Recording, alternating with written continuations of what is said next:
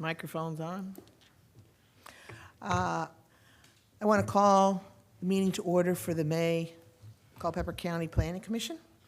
I am Cindy Thornhill, the vice chair, because our chairman, Sanford Reeves, had some surgery a couple weeks ago, and then in the last week, he lost his dad, so he's not going to be here tonight, and I am going to try to fill his shoes. I appreciate, and so would he, any, I guess, thoughts and prayers on his behalf. From that, we're going to move into our meeting. We're called to order, and I'd like to have the commissioners look at the agenda. Are there any additions or deletions to tonight's agenda? Hearing none. Move to approve. Second. All in favor? Aye. Opposed? Meeting, agenda is approved. And then the next item is the approval of the minutes from April 10th meeting. Any comments on the minutes? Move to approve. Second. All in favor? Aye. So moved. Okay, we're going to start this evening with the old business, and I'm going to defer to staff to start that off. And if you would like to, Neil or Sam, go ahead.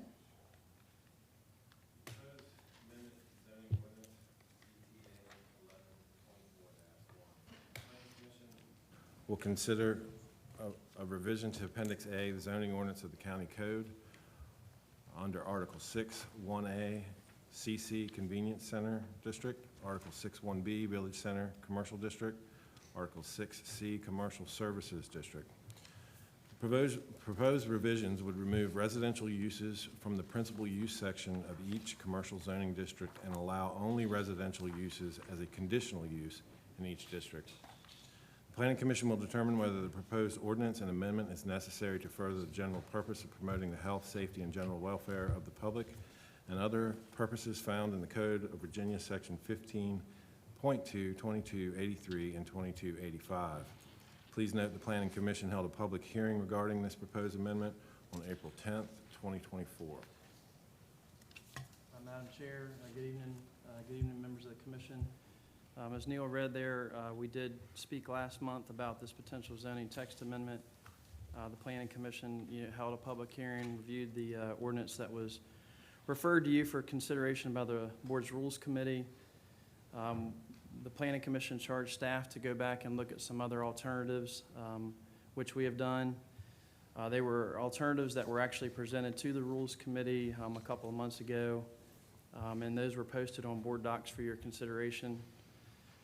There's various variations of potential amendments that could add a different flavor than just requiring commercial uses to have a use permit, residential uses to require a conditional use permit in the residential zoning district or commercial zoning districts. Just in simple state, the first version there that's labeled version 1A would be a standalone max 25%. Which would include mixed developments, so a mixed-use type development. Version 1B that was posted is a standalone residential 25%, which you don't get to include as far as your mixed-use calculations. So basically allow only a certain percentage of the zoning to be used for residential. The rest would have to be commercial. Version 2A that was posted there is a standalone residential not allowed at all. And the max mixed-use residential caps out at 25% for the entire use of that property. And then you have a standalone residential not allowed at all again, and there's no limit as far as the mixed-use potential. So you could have 70% residential and 30% commercial, for example.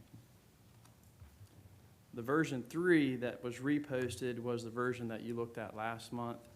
Which is the version that allows for residential uses only through the permission of a conditional use permit or the application of a conditional use permit. And again, just as a reminder, that was the version that was referred to you for consideration by the Board's Rules Committee. Also attached were some other area locality ordinances. We didn't touch on that too much last month, and that's just for your background and for information. Culpeper wouldn't be alone in restricting residential uses in commercial zoning. districts. Even though we have allowed as such up until now, there are other localities that do have similar type schemes where they don't allow residential by right in the commercial zoning district. Also posted, just as a reminder, the commercial zoned areas that we have today in the county. There's a map that's attached to board docs as well. And we have 3 different commercial zoning districts. We have our CC, Convenience Center, VC, Village Center, and then CS, Commercial Services. And a large portion of those that would potentially be impacted by any change would be in the CS zoning district, which is your Commercial Services zoning district. Happy to go into any of these in detail. These were just additional examples that Planning Commission can consider. And Madam Chair, my goal to you, you can certainly reopen the public hearing if you desire to do that, but it was opened and officially closed last month, so you don't have to reopen the public hearing. We did not advertise it as a public hearing.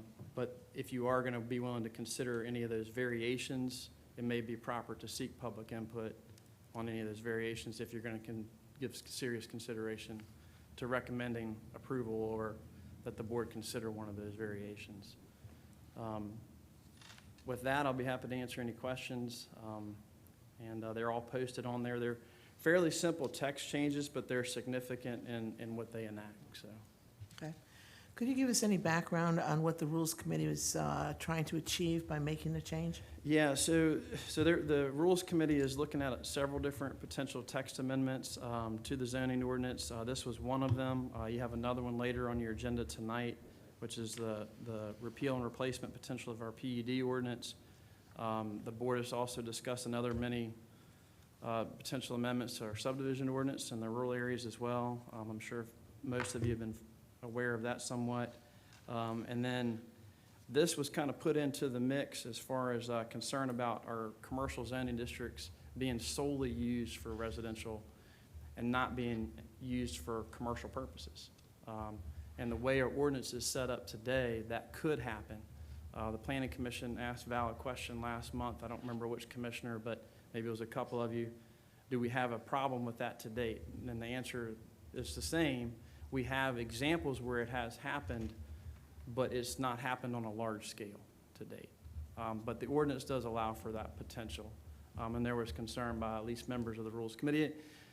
Just so you know the process, it wasn't just the Rules Committee, it started there. The Rules Committee was a recommendation that went to the full board.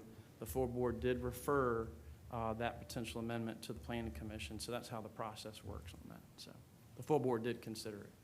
Okay. Thank you. And you say we can't ask you questions if I let everybody have a chance to ask some questions? So I'm going to start to the left.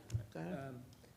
Just related to a few of these, how was the 25% determined? Was there a percentage that was actually, how did that come about? And the only reason I ask that is because if you have a case that comes about, and let's say you wanted to do affordable dwelling units or something like that, you'd want to have the right to be different than just 25% because that could further the betterment of the county.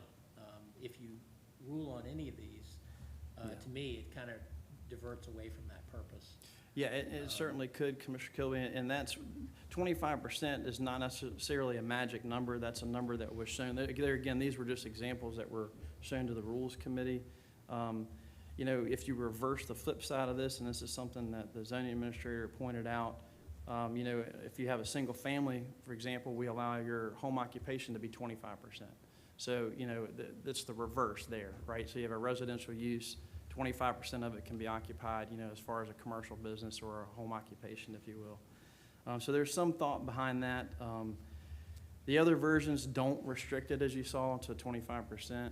So maybe that would be more appealing to what you're suggesting. And then the other thing, as far as a mixed use, just to remind the commission, later on the agenda, we're actually looking at our PUD, and that is a true mixed use zoning district. So we do have a district for that as well. I mean, I guess to date, has there been any major violations of something that would impact Not this? to my knowledge, no, And- sir. And based on the map, there's not a ton of parcels that are left to do Right. that. So from my perspective, I don't know why we wouldn't just leave it the way it is, Sure, I understand that. from my opinion. Sure. That's my opinion anyway. Thank you. Keep going this way. Go ahead. Okay. Mr. Keith, Mr. Thank you very much. Sam, just let me just ask, on version 3, where conditional use permit's required for any residential, residential actually isn't listed under the usage requiring a special use permit. I mean, is that an oversight, or is it understood? It probably is, and would Okay. probably need to be listed separately. What we did was take out those principal uses and conditional uses in R1 and left that, we didn't take that out, we left that in there and then had that exception clause. But you're right, if you're gonna have that exception and the intent is to have it as a conditional use, it should be moved under 6.1A-2-2. Let me also ask if mobile homes would be permitted as residential in any of these. And the reason I ask is that for a convenience center, there's 3 parcels in the county, an acre each. If you've got a general store, that doesn't leave a lot of room left over That's right, for a dwelling. right. You could move a mobile home in there. So, I mean, but you don't really have room to build anything standalone. You'd have to live above the store. So I'm just wondering if there's any allowances for that on the smaller parcels. Yeah, and CC is very isolated, as you pointed out, so I don't know that there would be many opportunities for that anyway. And those are actually pretty set in stone, as you mentioned. We have, I think, a post office on one. You know, and they're not, I don't know that there's open for development. There'd be open for redevelopment, Yeah. you know, potentially with any changes, so. And for these 3 commercial categories, we aren't looking for one solution that applies to all 3. For a convenience center, you could use one of the 5 versions presented, and for village center, another one of the 5 versions. That is, we're not trying to come up with one solution for all of those. What was presented to you all last month by the Rules Committee was a one solution for Yeah. all 3 zoning districts. And what we've done here is tried to evenly apply them, each of the variations to each of the 3 zoning districts, but you certainly don't have to take that approach. Okay. You could apply it to the CS and not the CC or VC. Okay, all right, thanks. That's all from me. Ziegler? Yes, Sam. I guess I kind of agree with Mr. Kilby's comments at this point, but it says in here, maybe we believe that the original intent of these districts was not proper. But if I look at that, for the convenience center, it says this district provides for a limited convenience commercial use to serve rural residents. So it says that the commercial should be limited. If I look at the village center, it says village center provides for neighborhood commercial areas which are primarily serve the local residents. Well, if we take out residentials, we don't have local residents. So I don't see how this makes any, I don't see why we'd want to do this. And again, going back to, there's not a problem that we're trying to solve. Sure. Okay? Madam Chair, just to address Mr. Zegley's comments there, I don't want that to, the purpose of the commercial zoning districts is to serve the existing residents or future residents that are actually zoned residential. That would be my reading of the statement of intent, not that they allow actually residents. So it would have that specifically listed there. So I think the intent, if you look at each of the statement of intent, it's pretty clear that it was to provide commercial to residents, not allow both in that same district. That's just my opinion. Okay, thanks. Go ahead. Madam Chairman, I have a question for Sam. So just, could you refresh my memory? Beyond advertising the public hearing last time and for this meeting, did you have any occasion to send letters to every landowner? It's a substantial change to their rights. No, we did not. Okay. But we did follow the 15.2, 2204 for proper advertising and adjacent notices like we do on everything. Okay. Yeah, I'm gonna have to agree with Mr. Zegley and Mr. Kilby. I'm not sure what we're solving. But that leads me to, how many of these lots in the 3 districts are unimproved? Do you know, basically, improvement versus unimproved? There are relationship? some larger, as I pointed out last month, if you remember on the map, if you look at Route 29, south of, or west of town, southwest of town, headed towards Madison, there's some area there that's zone CS that's undeveloped. The largest chunk is in Brandy Station. And there's a piece there that was zoned, it wasn't originally zoned CS, it was zoned for office commercial use specifically and was proffered as such for an office use in 2000 or around 2000, maybe 2002. But it was through subsequent zoning actions that were taken later that zoning district was done away, and at that point, it was labeled as CS through that zoning action. And at that point, it became unproffered or no proffers associated, but 50 acres of CS zoning, and has been that way today. That's the largest piece that's undeveloped today for that district. All right.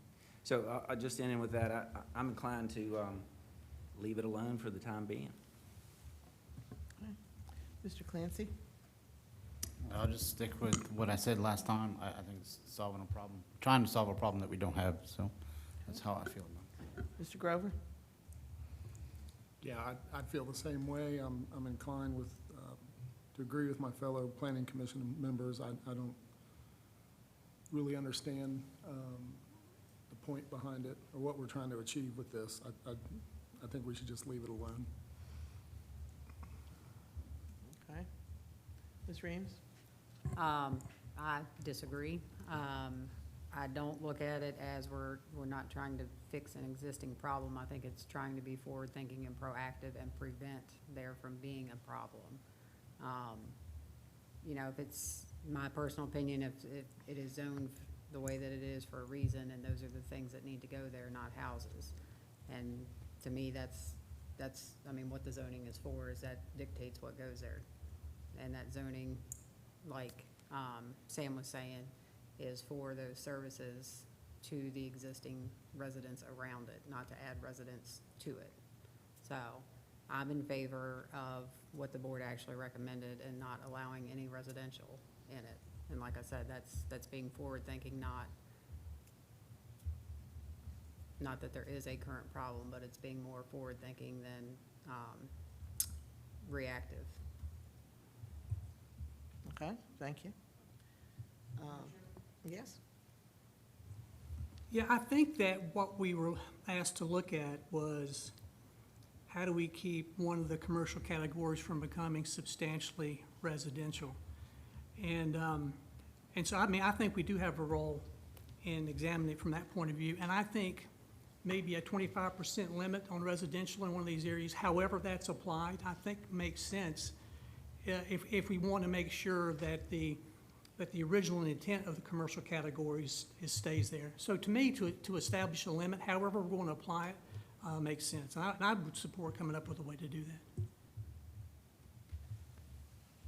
Okay. Mr. Grover? I mean, I understand what's being said, but from the perspective of property owner rights, I mean, the current zoning that's existed for, I don't know how many years, Sam, has allowed this as a use. And I think at a minimum, these property owners should be notified and should be here this evening to speak on how they feel about their property being, the zoning and rights of their property being changed. And they should have a say in that, I think. But again, I'm inclined for it to be left alone. And again, I'm for property owner rights, and today, the current zoning allows, you know, residential use in these districts. And Okay. again, these owners should have, I think, a say in this. All right. Anyone else before I talk? Go ahead. Sam, could this be tabled again and those owners notified to see if any of them actually even come to speak for or against anything? Yeah, we could, you know, we could take that tactic. As I mentioned, we've followed the protocol that we need to, which we do on everything. You can always exceed that, you know, and go above that and notify. It's not an exhaustive list, like maybe some other potential future exercises where we would notify a lot more. But in this effort, we would and could notify every single commercial landowner. You heard from the largest affected landowner last month, so he has been properly notified, and he's been able to share his comments and concerns that you all received last month through your public hearing that you opened. So I think that effort was reached, at least to some of the audience, so. Anyone else before I summarize? Just say one more thing. I mean, I guess my thought on it is, and this is encountered in other jurisdictions as well, in the terms of that if someone purchased, to what Doug was saying, basically if someone purchased property based on that zoning, they have the right to develop it based on that zoning. There's no grandfathering, there's no there's no delay for that ownership rights. And essentially, from a legal perspective, it could be considered as a taking. I don't know if that's been discussed with the attorney or not, but you're basically could be potentially changing the zoning of someone's property that they had accounted for. They may have spent money on doing design. They may have spent other monies involved in it. And I think it's a challenge to move forward with this. That's my perspective. Thank you. Okay, I will take my turn now. I don't think we need to do anything either. I don't see what's broken and what we need to fix. It didn't come in with clear assignment that we want to decrease the density around the commercial. It was, and there's options that have it all over the board. So I'm not for making a change at this point in time. If there is some clear direction, perhaps, and notification of the landowners that are impacted. But there are a lot of small stores and perhaps larger components where those people didn't come last time. They're not here tonight, probably. I see one person is. But I think it needs to be left alone. I think it is a taking of their rights. They lease these stores. They don't necessarily own them. You know, it's a little business that exists today. I just don't really want to impact any of that existing allowances. I'm not for that. So with that, I would entertain a motion if anyone wants to make a motion. Yes, sir. I'd like to make a motion to recommend to the Board of Supervisors that in case ZTA 1124-1, propose amendment to the zoning ordinance to consider revision to Appendix A, Article 6.1A, Article 6.1B, and Article 6C, that since it is not necessary for the further general purpose of promoting the health, safety, and general welfare of the public and other purposes found in Code of Virginia, recommend that the ordinance not be adopted. Second. All in favor, please raise your right hand. All opposed? Motion carries. Okay, next item on the agenda is new business. Neil? Yes, Madam Chair. We have case number Z46224-1. It's a request by Red Ace Data Center LLC, Ari Firuzabadi, to to rezone 69.19 acres from RA, rural area, to LI, light industrial. The applicant is proposing to use the property for a data center campus per Article 7.1A-2-2.5, including an area for an electrical substation and associated equipment. The property is located at the corner of Knowles Mill Road, 666, and Kaiser Road, 799 in the Stevensburg Magisterial District. It's found on tax map 41, parcels 97, 97B, and 97C. The Planning Commission will consider, review, and make findings whether the general location or approximate location, character, and extent of the proposed substation are substantially in accord with the county's adopted comprehensive plan or part thereof in accordance with the Code of Virginia 1950 as amended, Section 15.2-2232. The Planning Commission is also responsible for making a recommendation to the Board of Supervisors as to approval or disapproval of this rezoning. Members of the commission, on the screen highlight the parcels in red that are seeking to be rezoned from rural area today to light industrial, specifically for data center facility. The applicant submitted an application in proper form. The application also has come with two versions of a proffer statement, most recently in April, which has been included in your package to revise a little bit from the original submission. A concept plan that was provided as well. We also now have a TIA, which is a traffic impact assessment for the development as well that has been reviewed, and other documents in response to comments that were received from our agency reviews, such as VDOT, the Soil and Water Conservation District, Fire and Rescue Association, and others. And the applicant has had a chance to review those comments and provide a response, which was also included in your package. To set the stage a little bit for where this property is located, you have if I can get, oh, it's on a cursor, so it's not a pointer for some reason. So my red dot's not there, but a little white cursor's floating around on the screen if you can see it. This is the town wastewater facility here. McDevitt, Chandler intersection here, coming onto Kaiser Road, Knowles Mill, back into to town here. Hatched area is floodplain area, which the applicant stays clear of with their proposal. In fact, they are proposed and have a proper commitment to reforest this area, which was a recommendation by the Soil and Water Conservation District. And have several thousand or about 1,000 feet or more of road frontage here along Kaiser Road.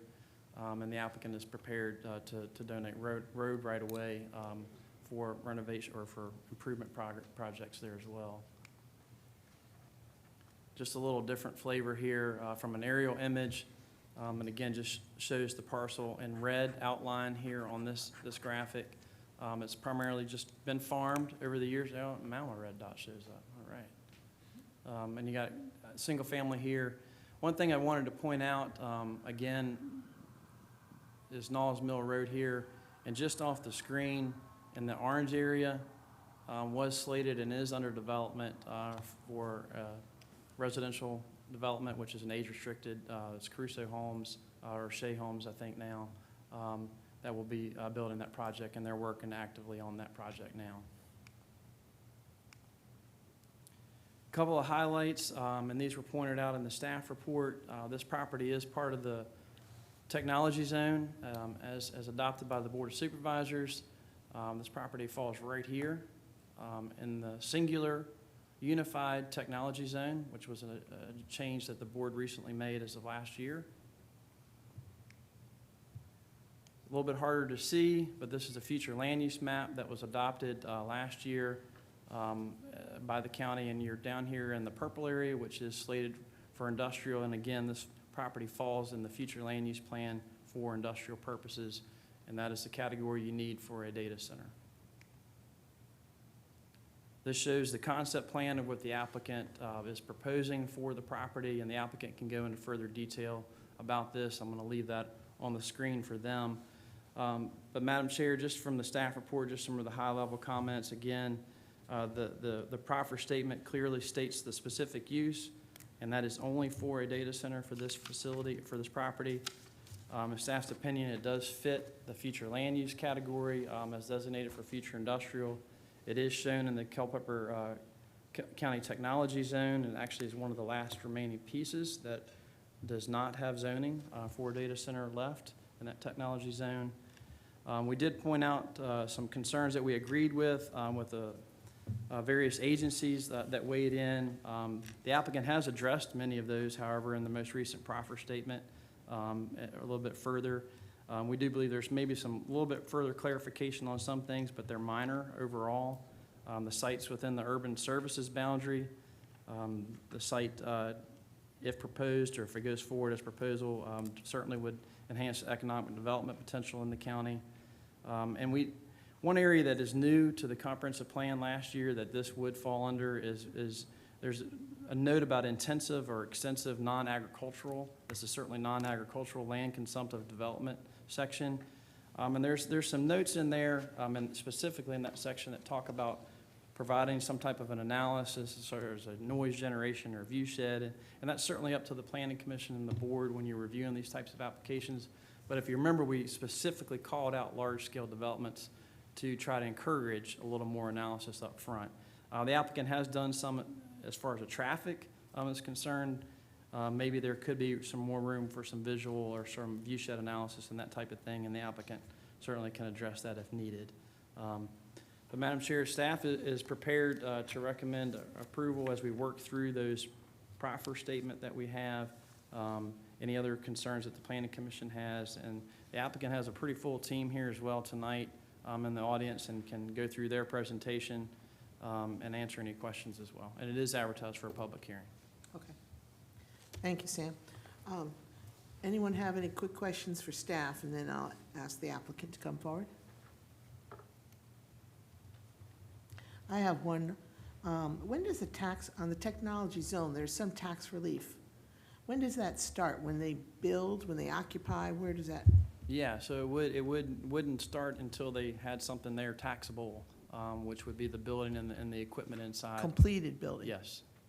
Okay. It's based on the personal property equipment tax. Okay.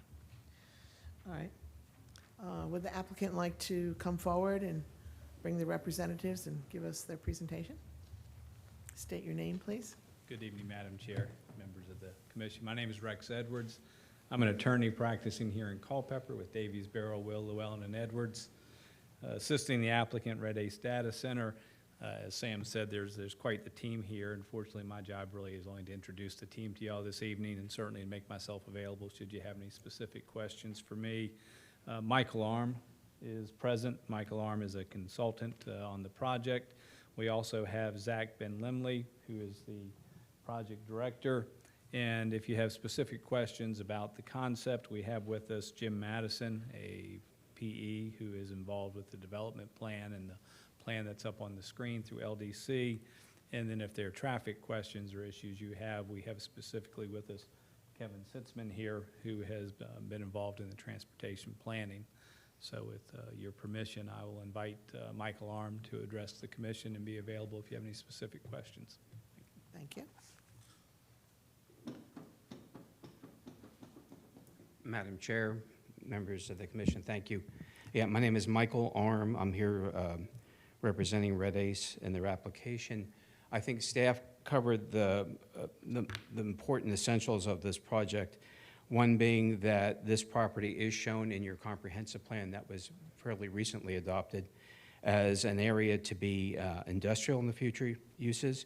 And last year, I believe it was late fall, when the county amended the tech overlay zone, they took out several parcels that were in it, especially those that were extending up towards Brandy Station. And I think, I'm in the data center development industry. I think rightfully so, they shrunk the area down. I think it was a little bit too aggressive, and they kept it largely within the environs of between the town and the bypass, what I call the environs of the town. This, in fact, was the only site, if I'm not mistaken, and staff can correct me, that at the time that you shrunk the map down, you added a site back in. This site specifically was intended to be added in as a potential data center site. Other important item is that it is in the environs of the town. It's in the utility district that the county has adopted, where town water and sewer are shared with the county. This is an illustrative plan. We do not know exactly what things will look like, and I know that's a little hard for some people to digest. Let me tell you a little bit about what's happening in the development of the data center world these days. The data center world is changing very rapidly. The big buzzword in the last year is the AI. And AI is driving the design and the change of the buildings. So by the time the power is available, and I'll use that as a segue to talk about power, and then I'll go back to the design. It will take at least 4 years to build this substation, if not longer. All substations today, it doesn't matter where they are in the U.S., are taking that long. This power that comes in from the Stevensburg area into the town is being upgraded to take on the availability of providing power to this and the other data center projects that are planned out in the McDevitt Road area, McDevitt Drive area. They're going from 115 kV service coming into town now to 230 kV, doubling the size of those lines. The high voltage breakers that have to be used in those substations, the long lead equipment takes 4 years to get right now. You can't get breakers in under 4 years. So if a substation, if this was approved within the next, let's call it 30 days, 60 days, and we determined to go forward and start the design on the substation with Dominion Power, this would take at least 4 years, potentially even 5 years before they could deliver power. So if you work backwards from that, you don't want to design your data centers today because everything will have changed by the time the power is available. So if you work backwards from 4 to 5 years from now, you're probably backing that up about 18 months to start the design. So you're at least let's call it 2.5 years out from designing these data centers. A lot is happening, a lot is changing, and we just don't know exactly. We assume they'll take pretty much the same size and configuration but it's just a very, very large unknown at this point. I would like to point out that we've worked closely. You can see it's a little hard to see, but the gray sliver, that arc that is to the northwest of Building A, VDOT would like to change the radius of this road. When you make a longer radius like that, it pulls in towards the property, so we have to give the right-of-way for the ultimate design. What that will do will soften that curve so that it'll be easier to take that curve. It'll help with the speed limit there. We have placed the primary entrance at an area where we have good sight distance to get out onto Kaiser Road. That secondary entrance, I kind of wish we had labeled that a little bit differently. It's more of an emergency entrance that's not used on a daily basis. Data center campuses, because everything needs redundancy and reliability, that second entrance would be an emergency access. Should there be something happen at the primary entrance, an accident out front, an emergency vehicle has had to come to the site, they could enter on the secondary entrance. The other very, very rare time that a secondary entrance would be used if down the road some very, very large piece of equipment had to be moved in, and maybe it couldn't get through the security area because, you know, you have the little guard shack in the middle and the driveway is only so wide. That secondary entrance might serve to bring in some large piece of equipment sometime down the road. But if that gate is open once or twice a year, I think that would be probably it. The substation's planned in the southeast corner. We didn't want it out on Kaiser Road. We wanted it back tucked in behind the buildings. Immediately to the south of it, its immediate neighbor is the wastewater treatment facility for the town of Culpeper. And to the rear of it is an area that we're going to reforest in that floodplain. That's actually Mountain Run in that light green area. And we've been working with staff and with the Conservation District on the request to do some reforestation of that area. So that's primarily what I have to tell you. We have our other experts here. Madam Chair, however you'd like to proceed. I think that we probably want us to be able to ask questions, and you can either Okay. answer or defer to your. Okay, your- absolutely. Okay, so let's go down through. We'll start with Mr. Kilby. Sure. Can you go over how the electricity is going to get to the substation? Okay, that is up to the State Corporation Commission, because this will be a substation that'll be stepping down from 230 kV to 34.5 kV, and it is in their purview to determine what the actual routing would be. We sense that the shortest routing will be probably the most likely, which would take it across the back of the wastewater treatment plant coming, you know, if you're looking at this plan here, the east-west line, the 230 kV line, the 115 that's being upgraded to 230, lies below what you see here. So it would have to have a short run north to get to that substation. And we believe that it would probably end up in the rear portion of they would work with the town to do something along the back of the wastewater treatment plant. Yeah, thank you, that helps.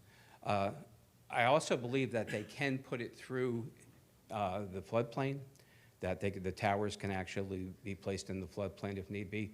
The way the system works with the State Corporation Commission is when a substation is planned, Dominion proposes 3 or 4 routes to get to it, and the State Corporation Commission tells them which one they prefer, and then they pursue that.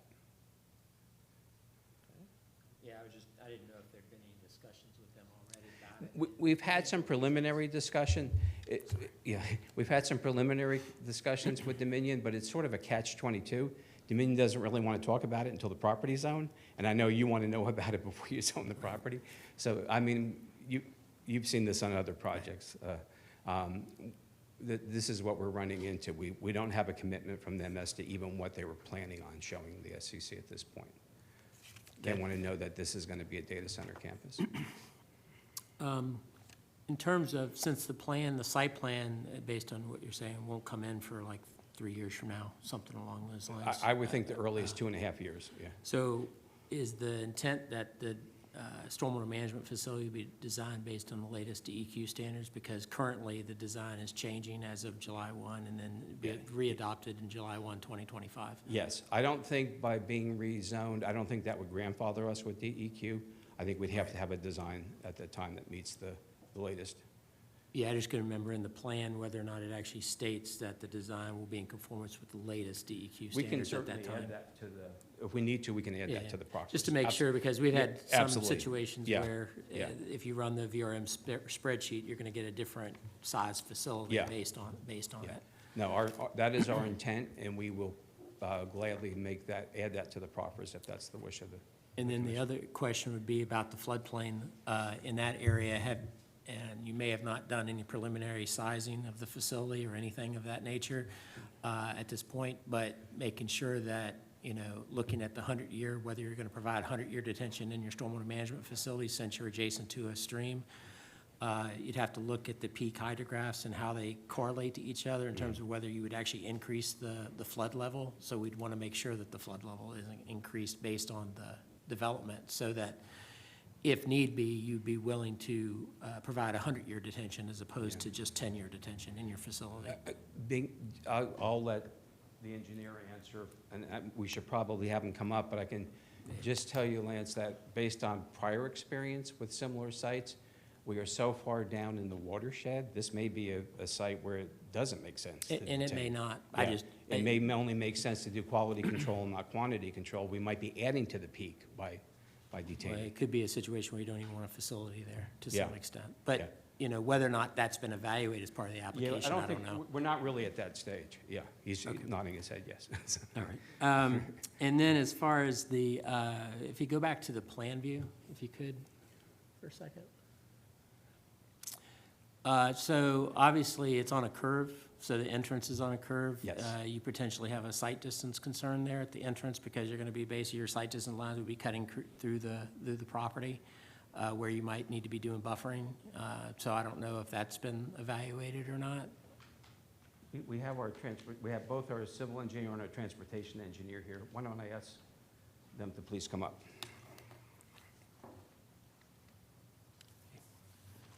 Good evening, I'm Jim Madison with LDC, and site distance has been evaluated with the road improvements that we're committing to.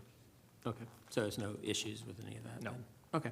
And then as far as the road improvements go, I'd like to talk about the traffic study.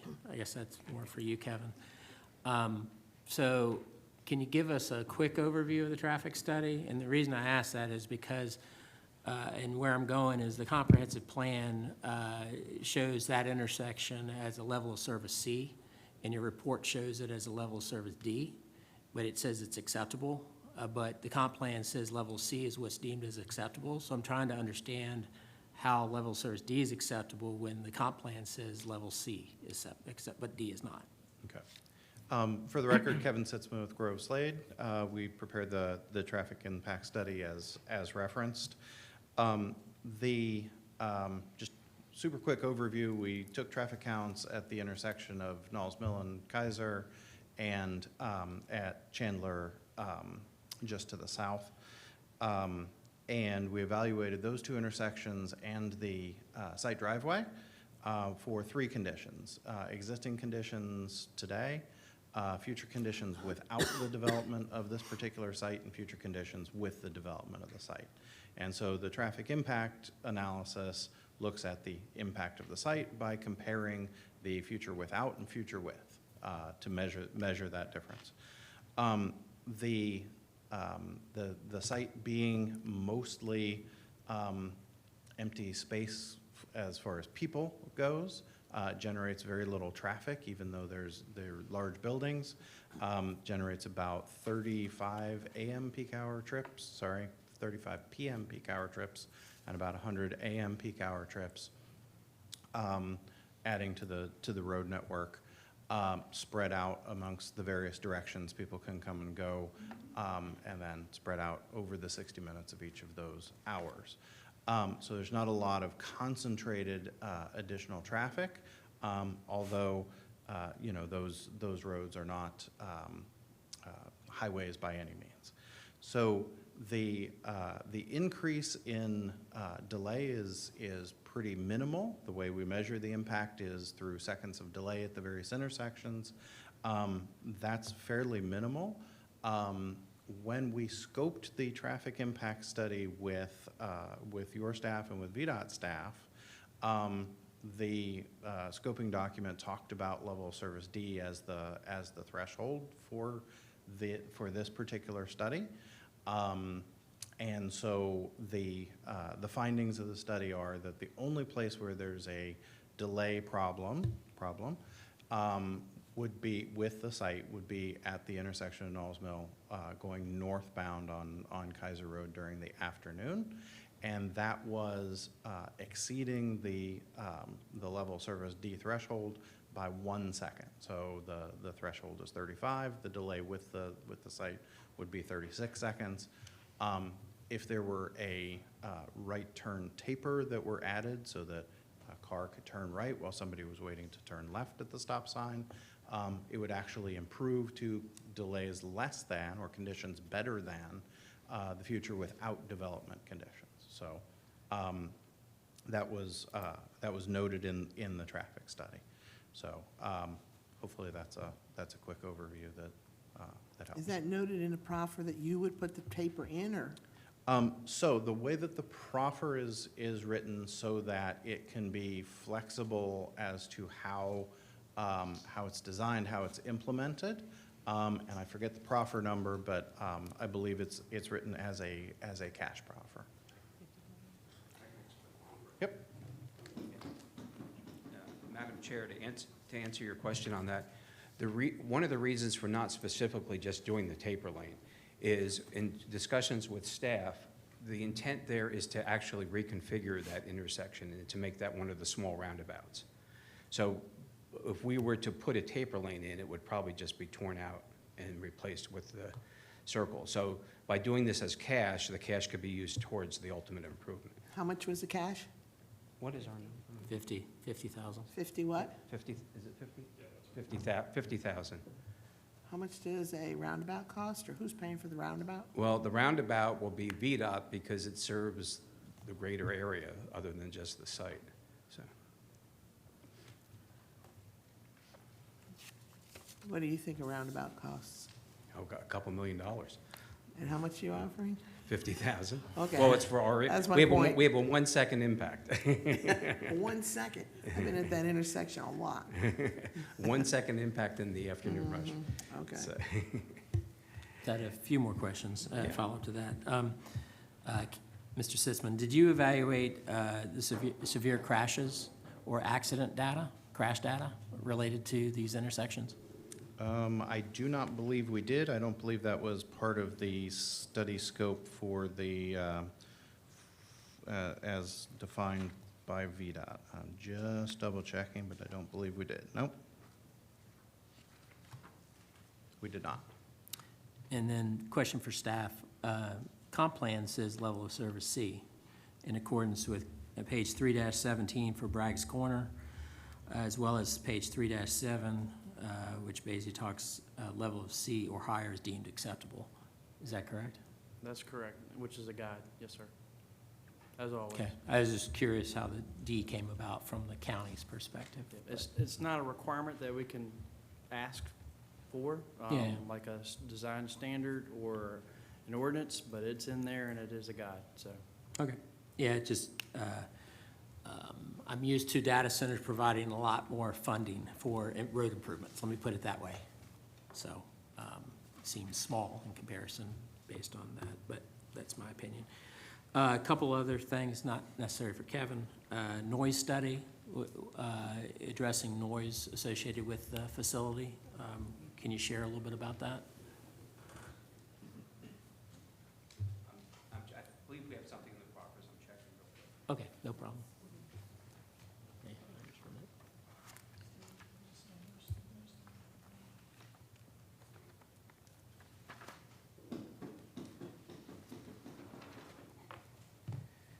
All right, I'm looking through proffers under 2, development and use.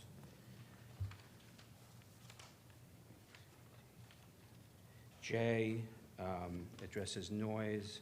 A noise impact assessment shall be completed when the applicant files for site plan approval. Because again, we don't know the design of the buildings at this point. We don't know what the cooling systems will be, because that's what really drives the noise. Gotcha. That's all I have at this time. Okay. Thanks.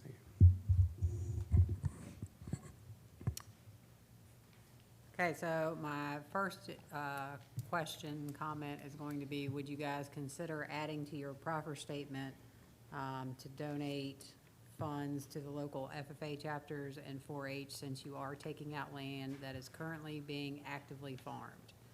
You've donated, or you've proffered $75,000 to the CTEC, but as more agriculture land is being used, we need those funds to educate our children how to keep growing food on less and less land. That I'd have to look to the applicant. The applicant's willing to make a proffer. We'd have to work out what that figure is. So, Can I piggyback on that 1 second? Yeah. So that building that's there, the barn, is used for weigh-in for the steers? Not anymore? All right, so we Not don't since care they about have- the building.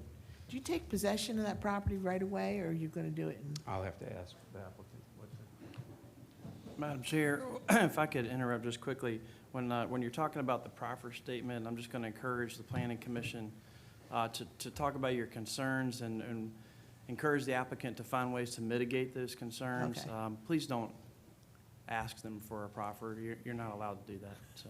Okay. So do you take possession of it right away? For the record, my name is Zach Ben Lemley. Not right away. So with the Kaiser family, what we did was a 2-year, $0 leaseback. Okay. Like Michael mentioned, I mean, it's going to take some time. Yeah, So they wanted to continue to farm it. And that's similar to what we did on the other property. They were actually here last night for, down on Route 3. So not immediately. If it continues to be delayed, if it takes up to 5 years, I don't see why we wouldn't want to continue to extend that with them. Thank you. Go ahead. Then my next question is in regards to on-site control shall include any fuel storage vessels over 550 gallons being double-walled with an interstitial leak detection monitored 24 hours a day. Any facility utilizing stored fuels will have countermeasures in place at any point of transfer or offloading. Any such facility shall also have contracted hazardous material cleanup contractors on call. So, I mean, are we looking at potentially a 550-gallon tank per building? No, there'll be Diesel more than fuel, what that. are we- 550 is just the limit that we don't have to do it below that 550.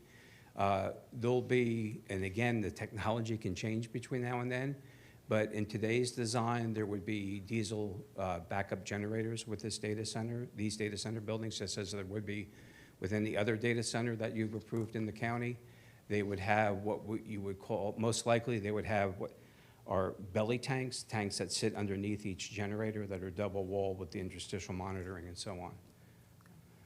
And then what, I don't know if you can answer this yet or not with the technology changing, but I mean, is the plan to have it water cooled? What are we looking at? Water consumption, fire suppression That's actually a systems? really good question. And again, with things changing, we don't know, but data centers, the good news and the bad news, data centers, as they start accommodating these higher requirements, compute requirements for AI and machine learning labs, are going to use less water because you can't cool, you can only cool so much with water. You have to start going to more of these air-cooled units that then, well, it gets real technical, but the air-cooled units take care of the primary loop, and then the secondary loop that actually goes into the data rooms would have a water glycol mix that's a closed-loop system. And they're getting down to the point where they're cooling right at the chip. I mean, it's getting very advanced. So they use less water. They don't actually, they use very little makeup water. They use more power, though, to get what they want to get done. Any thoughts on fire suppression system, though? Fire suppression on these buildings is very intense. They will have a fire suppression system, and they'll have very early monitoring for smoke and fire. They have a very special, what they call the VESPA system, very early smoke detection system. So, I mean, a good possibility, though, that it'll be a water system. You know, yeah, of course, but the only time that that water flows is if there's a fire. That's all I have for now. Okay, Mr. Price? Thank you. Have you given any thought as to how you'll protect Mountain Run from dirt runoff during construction and possible fuel spill contamination? Well, the fuel spill, I think, was addressed in the proffer that we were just discussing. There are both state and federal regulations for that, and we intend to actually take that up a notch. For the erosion control, we would have to meet all the requirements of the Soil and Water Conservation District, the state. What's generally done is you use what's called super silt fence when you're up against a project like this. It's the fencing that actually has the chain link fencing behind it. It's much sturdier. You don't have all the blowouts that you normally do. We could proffer to that on the east side up against the floodplain that we would use, super silt fence and advanced, the most available, advanced systems. Okay. Do you know what kind of security fencing that you'll use, or is it still too far out? to It's still too far out, but almost every data center that you see around here has the same sort of fencing. Black? The with black, slats, yeah. it's generically called the Ameristar. Ameristar is just one, it's like calling it tissue Kleenex.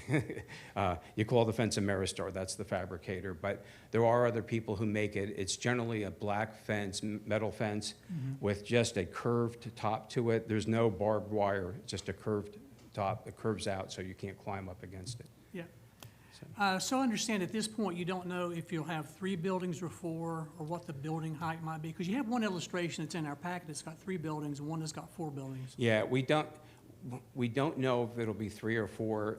It has to do with what the design will look like at that point. As far as the height, we would just say that we would meet what the county, I believe it's your overlay describes the height for a data center. We'll have to meet what the technical data center overlay height requirement is. Okay. And this is also for staff, but when we've talked to other data center applicants recently, we've really drilled down into some of these details about where the fuel tank's going to be, where the generator's going to be, how many buildings, how high they're going to be. And I understand that the technology is developing very quickly, so it's difficult to look 3 or 4 years down the road and know exactly what you're going to be dealing with. But this is the first time I think that we've kind of gone into this point where a lot of these specifics were still unknown. Is that an unreasonable thing to bring up? As far as the building Building characteristics. number, yeah, all that sort of thing. Those things were certainly discussed with other rezoning applications, but there really weren't a lot of proffers other than screening for the equipment, Yeah. making sure that generators were oriented away from roads, for example, things like that. There were some limited proffers with some of the rezonings, but I will share with each one that we've done recently, they've all been a little bit unique Yeah. in their location, and then as such, the proffers and the concept plans have been unique too. So they're a little bit different. If the planning commission recommends approval tonight, will you continue to work with the applicant on the proffers before it gets to the board? Did I hear you say that earlier? We Sam? certainly can. The applicant always has the chance to revise their proffer statement before the Board of Supervisors. They can do it up to 2 weeks ahead of any public hearing that the Board of Supervisors would advertise. Yeah. And we always do. The planning commission, usually points out several things that either weren't thought about or that needs to be refined, and a lot of times it does change and modify between the planning commission and the board. So. I've already heard, we've only been through this side of the dais tonight, and I've already heard, I think, 3 items that we need to work on. Okay. Some commitments on the erosion control, some commitments on supporting some agricultural programs, and looking at the transportation proffer amount. So, And yes, then- we will be working on things. The one final thing for staff, if I could. They've offered 47 feet of right-of-way, and I noticed in the packet, I think staff mentioned that there's some concerns about whether or not that's enough. So how much more you think would be enough? The applicant has analyzed that, and VDOT pointed a certain standard, I think it was the GS7 standard for collector-type road, rural collector-type road here, and that should be adequate enough right away. It's hard without fully designing the improvement to always know what that true right-of-way would need. The good thing is with this project, not only are there through their proffer statement, seeking to dedicate and reserve that right-of-way, is they're pretty much pushing things a little bit further in where we have a little bit more room than actually 47 feet, except on what I would call probably the straight section, if there is a straight section of Kaiser Road, you know, and where we would have, you know, potential realignment, or not realignment, but improvement would be in this curvature here, this geometry here a little bit too, maybe. But the applicant could try to work on further details, Mr. Price, you know, there is not a specific standard that the comp plan points out for this road. There's not a specific standard that the comp plan actually points out to go back to the intersection discussion either. So the applicant is flying in the dark a little bit with the county to try to figure out what those needs really are. Yeah. You know, so I just wanted to point that out. Okay, thank you. Okay. Go to this side of the table, Mr. Ziegler? Yes, sir. You talked about, you know, how you're going to get your power to the plant. But in terms of just Dominion power lines, though, this plant is, this data center is not going to drive Dominion to have to bring in larger poles than is already there. Is that correct? So here's our understanding. Dominion made a presentation to the county last week on what their future plans are on this upgrade that they're doing and what it serves. And this property was included in that discussion. So it is our understanding that this 115 kV upgrade that they're doing from Stevensburg into the town, when I say 115 kV upgrade, that going from 115 to 230 kV is providing power for a number of data center projects that have already been approved by the county, and that this is also, that's our understanding, that this is included per that discussion they had with the, and I wasn't present for it. I assume, Sam, that you were. Madam Chair, to Commissioner Zegley, there have been discussions where Dominion's actively working on transmission routing plans. There's a project underway that Dominion has already had hearings on, and that's an upgrade of the existing line coming from Stevensburg back to town that Mr. Arm's referring to. There's also discussions now in response to other data center approvals that have already happened inside the town and the county that would go and beyond and potentially seek further upgrades. The routing of that upgrade is in early stages of planning right now, and that's what Dominion was sharing with the county as potential routes, and those have not been disclosed fully yet. So, but they are working on those upgrades. To back Mr. Arm up as far as the discussion of capacity with that other second future upgrade, yes, they are considering the Kaiser property to be used and for data center for that reason. Okay. We had discussion about the Kaiser Knowles Mill Road intersection, and so we talked about the turn lane. You said maybe that's not the right thing to do. Maybe you're going to put a traffic circle in there. Yeah. There's a bridge right there. Yes, right? there is. Okay. Would that have to be widened? That's a good question. I don't know. I'm not even sure if VDOT's ever shared any conceptual layouts with you yet for how they would treat that. No, and I'll be, you know, to speak to that issue directly, that is not an intersection of priority at this point for the county for our roundabout. We have applied for other funds for other roundabouts, but this one is pretty far down the list at this point. Just wanted to share that. Okay. And if you had to either expand that bridge or make another bridge, is that a VDOT bill? Is that their bill, or is it county bill? These are VDOT roads. They're maintained by VDOT, so it would be in conjunction with VDOT, in coordination with VDOT. It may be hard to rework that intersection in its current location, so there are other things that we would consider. But we also could potentially accommodate that exact location too with some improvements. It's just tough to tell right now. I will share it on the other end of things. As you know, there is a roundabout that is being built.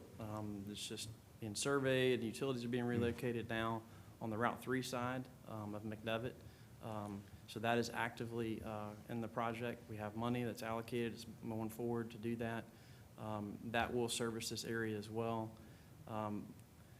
When you get out to Knowles Mill and Rogers Road, we know that there's some issues there that we're going to be working through, not only through the county, but potentially with other applications that we're reviewing, as well as Knowles Mill past Williams Mill, the age-restricted development there to the north.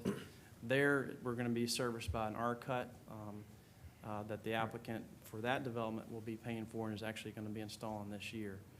So there are some improvements to the area. The one that's missing is the one you're talking about. It's just there is not a set plan for how to address this right now. And that's very difficult for the applicant to address that fully because of that, so. Okay, I guess I'm feeling a little hung out to dry here. So we're saying there's no plan for this intersection, but we know it's a problem. This intersection actually functions at an acceptable level of service. What Commissioner Kilby pointed out is that we would like to have a better level of service in according to the comprehensive plan, and that's where it may Okay, you're seek. talking about C and D. And Mr. Sitzman actually pointed out some potential improvements that could get us to that higher level of service. Okay, thank you. Let's see. Yeah, it kind of hurts my head. I think Commissioner Price was talking to, you know, we're not sure about how many buildings are. You're going to have generators, though. They're going to be outside somewhere, right? Yes. Okay. Yeah. The light tan area behind Building A, Building B, and Building C, with the little, what looks like a fence designation, those are the generator yards that we assume will go in. Okay. One of your neighbors to the north, I guess, is Williams Mill Village, which is a senior, not retirement, but a senior village. Okay. So they're building houses up there, and this was zoned RA at the time. So now if we change this to light industrial, have you done any look at visual impacts to that development or the noise impacts to that development? Well, a couple things there. That was zoned at the time that this parcel was also shown to be future industrial use and potentially a data center per your current ordinances. Okay, So the plan, but not the zoning. Plan, but then Yeah. assume that it could be approved as such. Okay. We have proffered that we will do the noise study at site plan because we don't know the building systems yet, okay? As far as the visible view line, I was discussing this prior to the meeting with Sam. I drove around there this evening before coming in here. The Mountain Run cuts through between this property and that property, and it has a very wide floodplain and is heavily treed. So I'm assuming that nobody is going to be cutting the trees down in the floodplain. There's also a fairly heavy amount of trees. If you look where our primary entrance is shown, and you look to the left, plan left, or to the west, on the opposite side of the street, it's also very heavily treed. And I don't know that anything can ever get built between there and if you look how close Mountain Run is to the road, I'm not sure that will ever change, quite frankly. But if the county would like us to look at specific sight lines, we can do that. We would just have to be told, we don't know what the plan is. We know that there's a 55 and over community going there. We don't know where the units are. You would have to show us where you would want us to analyze it, and we'd have to be given elevations, starting elevations on that side, where the viewpoint would be from. So. You mentioned you've had a lot of experience in developing data centers and Yeah. so forth. So we talk about noise analysis or noise impact analysis. And first thing that hits anybody's mind is, well, what's the loudest it can be at the edge of the property? And I don't have any personal experience in this, but my understanding is that people say it's not the magnitude of the noise, it's the constant hum of a noise. Are there, values or something that are out there that give guidance as to what's acceptable and what's not? Well, what's acceptable and what's not is what's in your county ordinance. That's the only thing that we can live by. Is that we know there's certain limitations that we cannot exceed. I think you have a day and night differential, if I'm not mistaken, which is good. So it actually comes down at nighttime. So we have to design for whenever we get to these building systems, we have to design to those noise standards. Okay. We're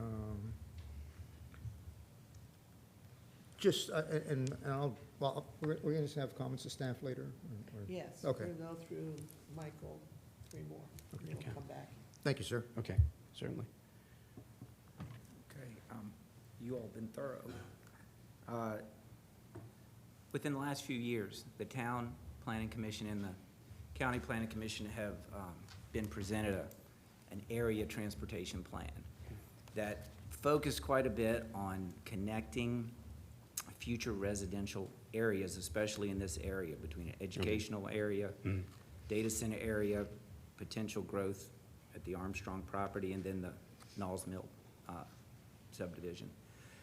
Some of those plans that looked really good to us, we're planning not only for road improvements on this road, but bicycle and pedestrian areas, lanes. So does your 47 feet happen to accommodate for pedestrian or cycle traffic in a separate path, perhaps? Let me ask the engineer, because he used the standard that VDOT gave him for the road section. So let me ask what that includes, okay? Okay.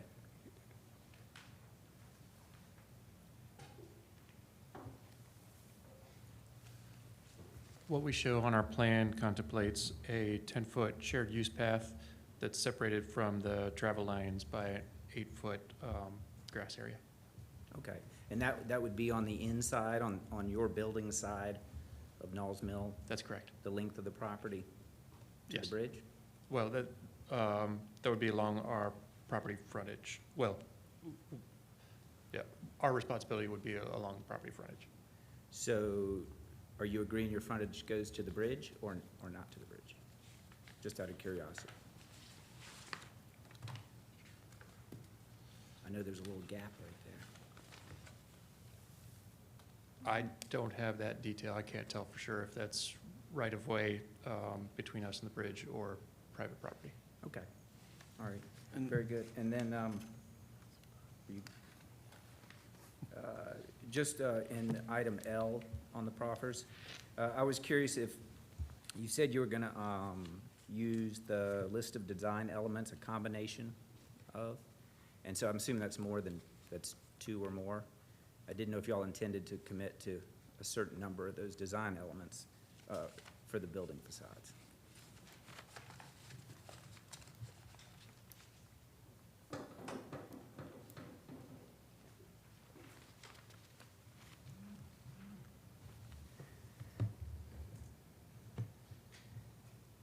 Yeah, the way it is worded right now, it talks about by using a combination.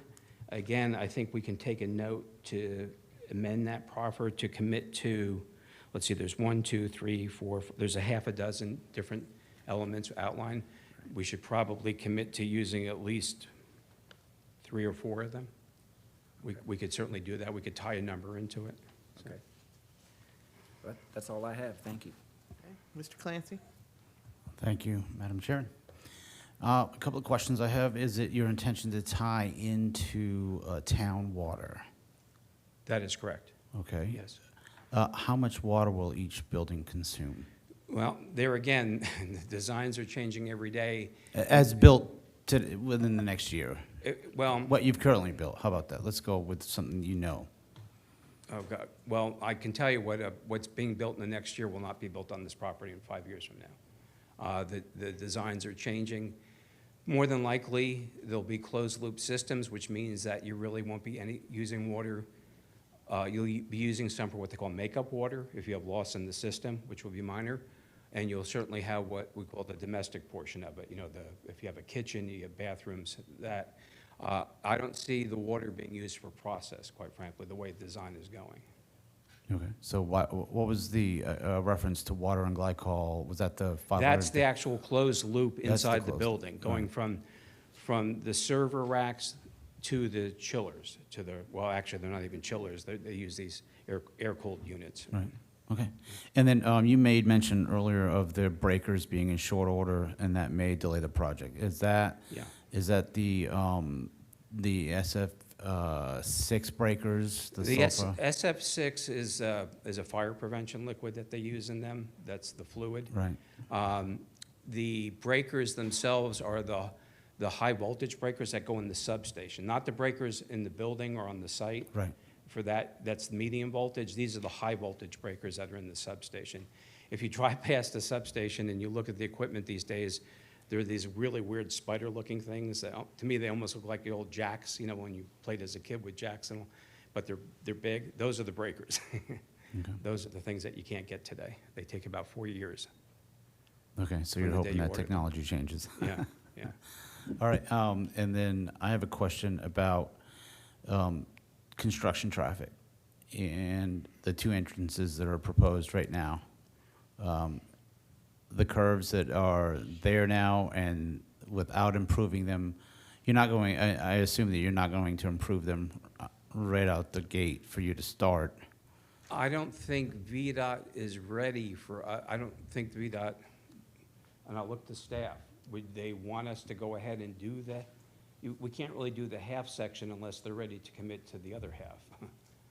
That's, There's a, I believe, a proper commitment to do a construction plan routing, a pre-construction plan that will basically identify any potential issues or road improvements that would be necessary.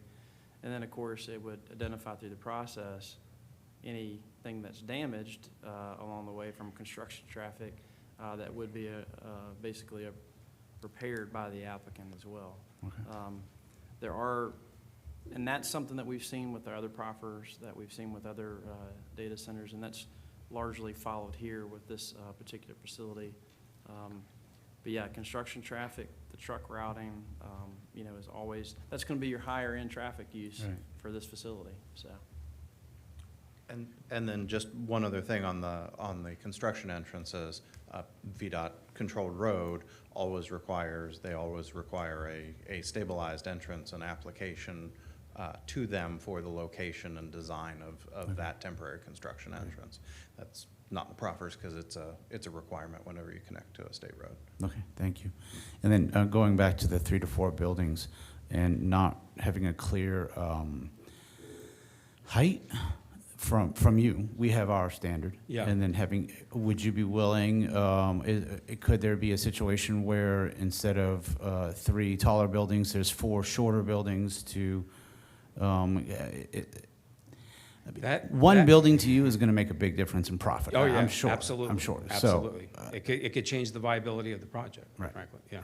right. And the height, again, has to do with what the design is at the time, how much headroom is needed, whether it's I assume it'll probably be a 2-story data center, that's what most are these days, but how much headroom is needed based on the type of cooling system. We really want to leave that to what is generally the site plan process. You know, we're here for the rezoning process, and then there's the site plan process where you have to meet all the bulk standards of the code, and you're allowed certain variations through the tech center overlay. I think the height limitation is a little bit higher in the tech center overlay than it is in the general ordinance. typically, and last question for me, typically per building, what's the employee count look like? Typically, so let me explain it this way. And real yeah. quick, Sam, can you bring up staff, the picture of the building with the drawing with the parking lots in front? Yeah. So on a Monday through Friday, 9 to 5 basis, you would probably have at the most 50 people per building. The overnight, you might only have the equivalent of about 3 people per building, even less, since it's a campus and you can share, you know, the techs from building to building on the nights and weekends. The more buildings you have on the campus, the number, of course, goes down as you start sharing them, you know. But generally, the industry's been using about 50 people per building on a Monday through Friday, you know, 9 to 5 type basis. Okay. All right, thank you, sir. Yeah. Mr. Grover? Yep. I just had one question. You know, the site where it's located, being at the bottom of the sewer shed, Yeah. you know, next to the treatment plant there at the town, are you going to allow upstream properties to connect or possibly run through your site to connect to the town treatment plant with sewer? Yeah, to be honest with you, we've been contacted by the folks who are looking to come in with an application on the NVR plan, the old Armstrong farm, and they wanted to know if they could come through the property. And actually what it'll take, they want to put a gravity sewer down to the corner of our property, the southeast corner, and then they want to pump it up into the headworks of the plant. We believe we can actually get gravity all the way to the headworks of the plant. There's a pump station out along the front of that little brick building with the flat roof on it is the headworks of the plant. It's a pump station where you pump everything up so it then runs gravity through the plant. Right. We believe we can get gravity flow into there based on our layout, but they want to come through the property and put a pump station to get to that headworks. We have told them we would, if they get approved, we would cooperate and try to work with them. The other thing, though, we warned them was we don't want to put ourselves in a position where we suddenly commit something to them when we've hurt ourselves, especially since we don't know the exact location of the substation. You know, Dominion's going to have to still design that. But Okay. yeah, we would You're open to cooperate. that, okay. Yeah. Cooperate, okay. That was it, certainly that property and, you know, possibly some others, but yeah, it sounds like you're amenable to that. Yeah. Okay, that was it. Okay, I think we have a set of questions right here that we got to finish up. Sorry, I just had two more questions. Yeah. Follow up to Mr. Burton's comment related to Mr. Madison, I guess. The plan is to have a shared use path along the frontage of your property, so you're actually going to construct a half-section of road along your frontage with the shared use path? Is that what I'm hearing? We may have to bond for it, I assume. If VDOT, it would be one thing if. Or escrow it? Yeah, so here's what I see, Lance. Because the whole, by widening that arc, you know, making that radius longer, that road is probably gonna move enough towards us that you probably can't just go do the half section today, you know, because it'll be separated from the rest of the road. So I think we would certainly build right away, but if VDOT's not ready and the county's not ready, we'd probably have to bond for it. Right. But you're willing to bond for Oh, the yes. improvements? Yes. For what's equivalent to a half-section road? Yes, yes. Okay. I didn't get that out of the information that we were provided, so I think that's important to have there. And then the second thing was, were there any hand augers done on the site? The only reason I ask is, obviously, I'm involved in another data center that they're blasting at, and they're blasting next to a water tank or other town facilities. So the question I think I know is, what you're talking about. because there's an existing facility here, has there been any look at like hand augers to determine if there's any rock there, anything like that, that could be a problem Yeah. with it? We actually have a preliminary geotech report that was done. Okay. I'll be honest with you, I have not gone through the logs for the borings, Yeah, yeah. but they didn't raise any issues with us. Okay, yeah, it's just, Yeah.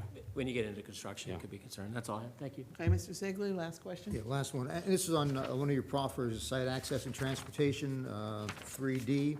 It says the post-construction road evaluation report should confirm the roadway conditions that were used for construction. These roads should be restored.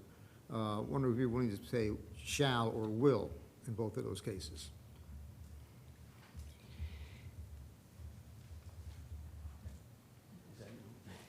And how do they do their analysis?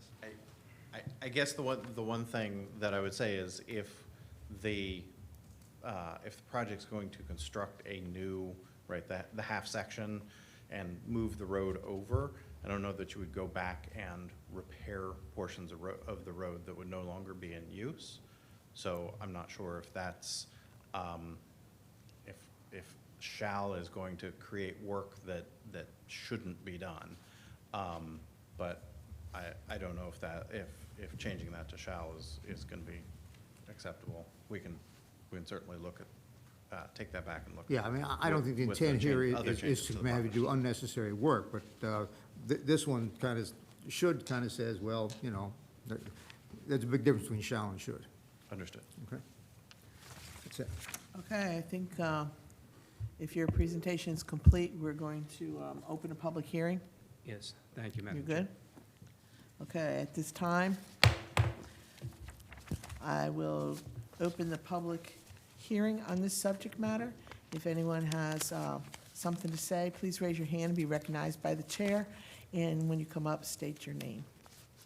Sir, you're first.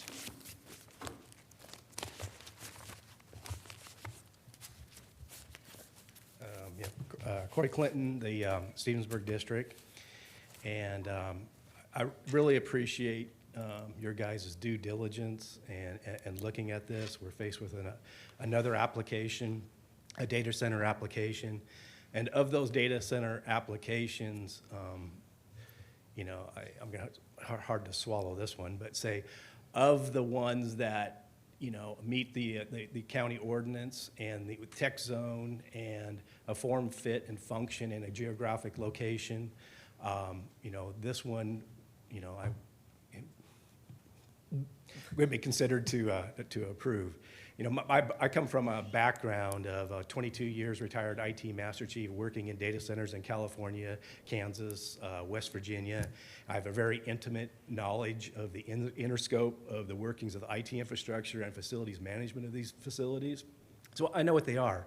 And I retired and I moved away from them to get out here to Culpeper and to live in an agro-central community. I have a farm, and so it heartbreaks me to see what these are. I mean, these industrial things, whether solar fields and data centers coming into our county, and the impact that those truly have. So it heartens me to say, that this probably should be approved for the rezoning, and we can address the next steps after that. It's a hard decision for y'all to make, so I really appreciate your due diligence and digging into the application and asking the hard questions. And you guys, I believe you guys have a hard vote to place yourself. I also believe that future applications, if they don't meet those minimum requirements of the county ordinance or rely in a tech zone, shouldn't waste your time, your due diligence, and have to do what you're doing today. They should just be flat out rejected and not moved on. There should be a hard line drawn. So again, appreciate you guys taking the time and doing your study and looking out for the county. Thank you. Thank you, sir. Anyone else? Yes, ma'am.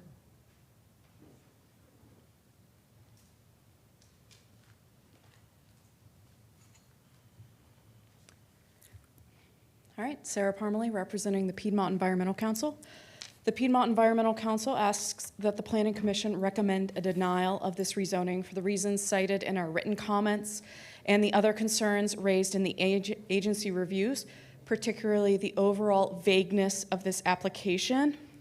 We also ask that the Planning Commission consider the cumulative impact of these highly speculative data centers, especially as they relate to public safety and welfare, with regards to municipal water supply, power supply, air quality, and ambient noise. Of the 5 unbuilt data center campuses already approved in the water and sewer service area, only one has committed to any sort of limited water usage for cooling in their proffers. This potentially puts the Culpeper municipal water supply at serious risk should these facilities opt for evaporative cooling, which consumes large amounts of water but is still considered the cheapest option for data center cooling. Even closed-loop systems require intermittent but substantial top-offs, which the town has raised as a concern should these top-offs come at the same time or in a drought.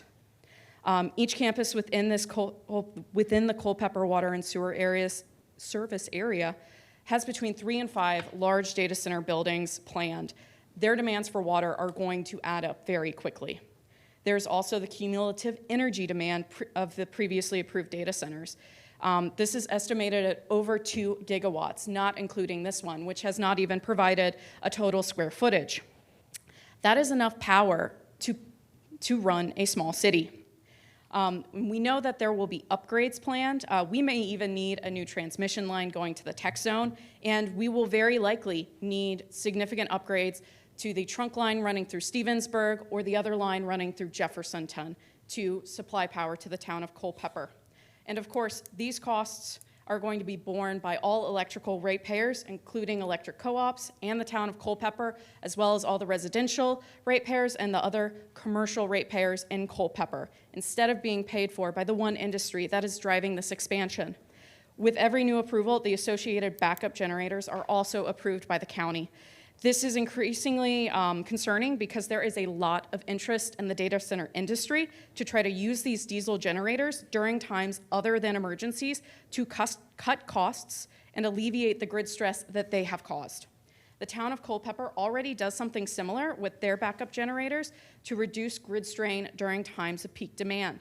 They are actually compensated by Dominion for doing this.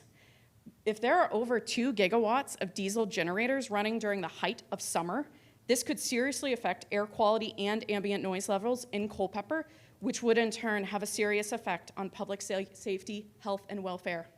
We urge you to consider these cumulative effects, and we ask that the county adopt use-specific language to govern the known impacts of this industry. Thank you. Thank you. Is there anyone else? Okay, declare the public hearing closed.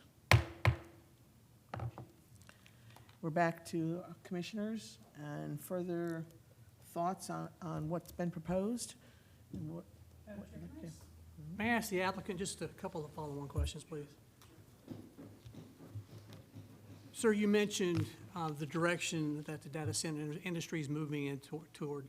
So is it your sense that the industry, in terms of the air conditioning, is moving away from the rooftop air conditioning units that are the source of the noise concerns that have affected other communities and going to something that's like a closed loop that's quieter? No. Is that where you're headed? No, there's still rooftop units, Yeah. because you still have to get the heat off to the atmosphere.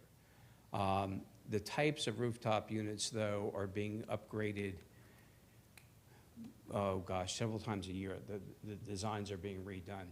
So there is so much change going on right now that it's almost hard to keep up with it. I just went to a presentation by one of the large manufacturers of the cooling systems last week. They had a presentation in Tyson's Corner, and things are happening so quickly that the good news is things are getting better.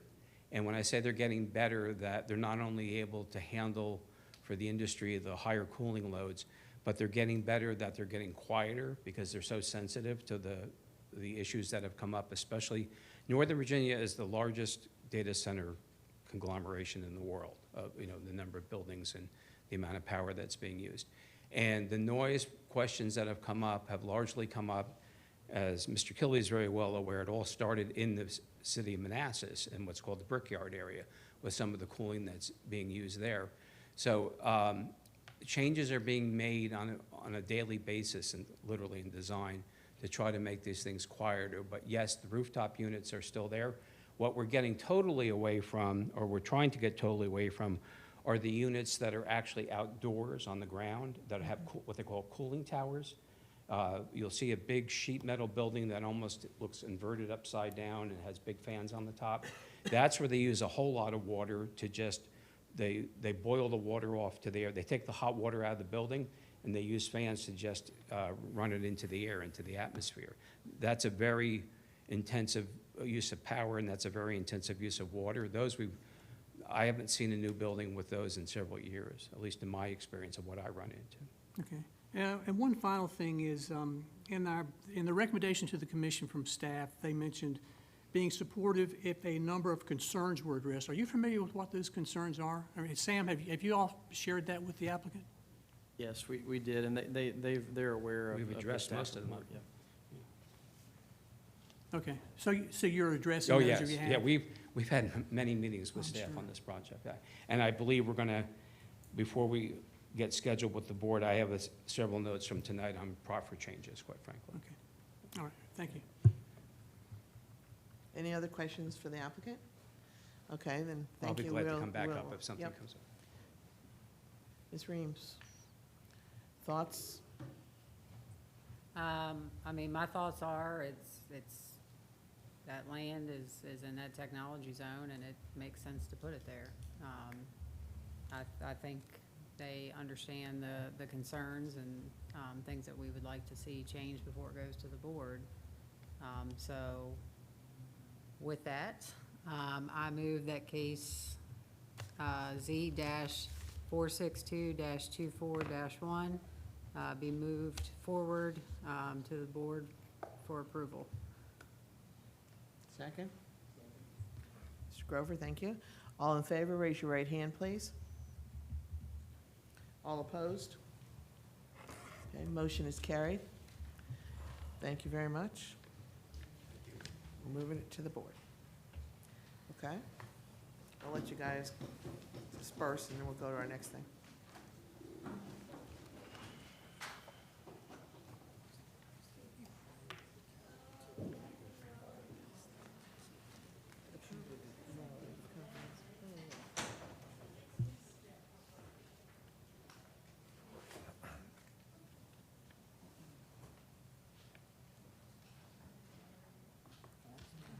go ahead. Yeah, we have some questions of staff next before we get to the PUD. I'll let Mr. Ziegler go first, because he asked first. Yeah, Sam, you know, we looked at this data center, at the requirements, we looked at 4 or 5 other ones, but are we looking at what's the cumulative effect of all of this that's happening, and, you know, how does that add up? We talk about noise for one data center, but if we have 3 of them in a row, does that triple the noise and so forth? And it seems to me like that's something we ought to be looking at. Thoughts? My recommendation is that you all put that on a potential work session item. It's not something that we've scheduled or advertised for discussion tonight, so that is something that I'm not prepared to discuss. I'll leave it at that. Okay. And Mr. Kilby has a question. No, I just said, if I kind of follow up to essentially the recommendation to go to the board. The items that we discussed tonight, you know, someone's going to look at that and make sure that the items are updated appropriately before going to the board. Yeah, and that's just normal protocol for us with any application. I mean, you all are a reviewing agency, so there's another step in the process before they can start doing anything, and that's the Board of Supervisors, and that does involve staff as we prepare their application, you know, for the next level, and that does often tweak based on public comments. Wasn't very many public comments, but there's based on public comments, and then, of course, feedback from the Planning Commission, so.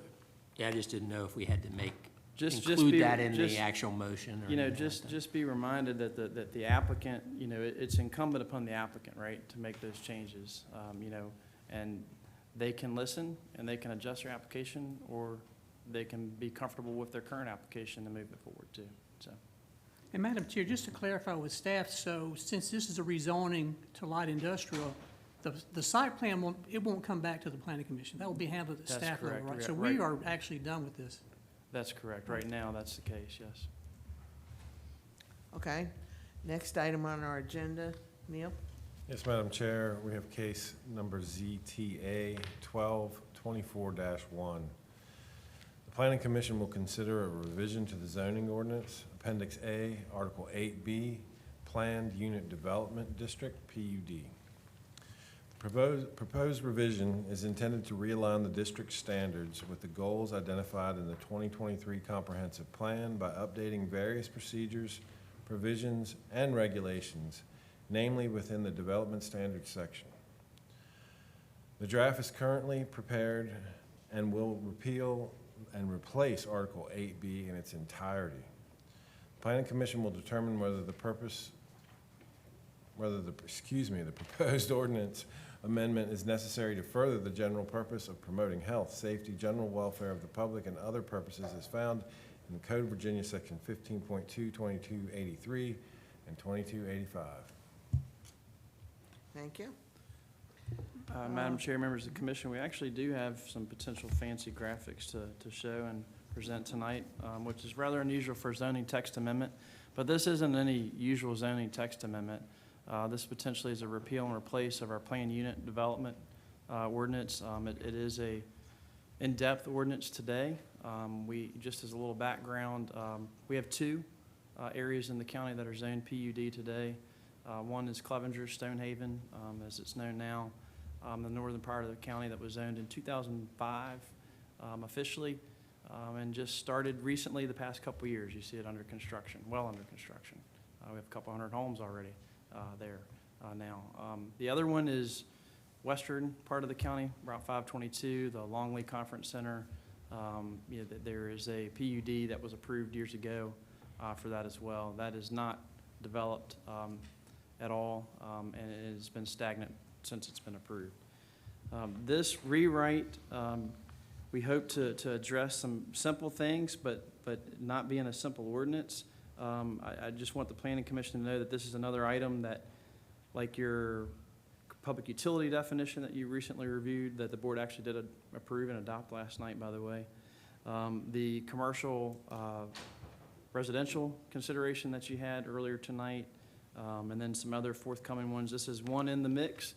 And just as a reminder, that is not uncommon. Whenever we adopt a new comprehensive plan and we review it, a lot of times there's action and goal items in that comprehensive plan. Well, rewriting ordinances can come out of that sometimes, and that's what we're doing. We're in a season of potentially rewriting some zoning ordinances to effectuate vision and goal that's set by the comprehensive plan. And this is one small piece of that, but it is an in-depth ordinance. Lead up to say that Harrison's going to walk you through the PUD. He's going to come up and walk you through that tonight. Also want the Planning Commission to not feel rushed. This is an in-depth ordinance. You can take time. We have advertised it for a public hearing tonight, so please enjoy that, solicit public feedback if there is any. But don't feel rushed to send it up. You know, there may be some tweaking that you want to do. There may be another whole month you need to digest it. There's a lot in there. You know, so I just want to make sure that we take our time, that you don't feel rushed to this ordinance. But I think it will be helpful for Harrison to kind of walk through how we envision the changes and how it could be, you know, actually a positive thing for the county. Before he gets up, one other thing. The comp plan is your guide, right? I've mentioned that already tonight. So when thinking about this potential zoning change, don't think that the comp plan says this is going to go everywhere in the county. That is not the vision, okay? This is specific to certain areas that you all and the Board of Supervisors have identified as potential growth areas. They are very limited, as you remember in the last rendition of the comprehensive plan.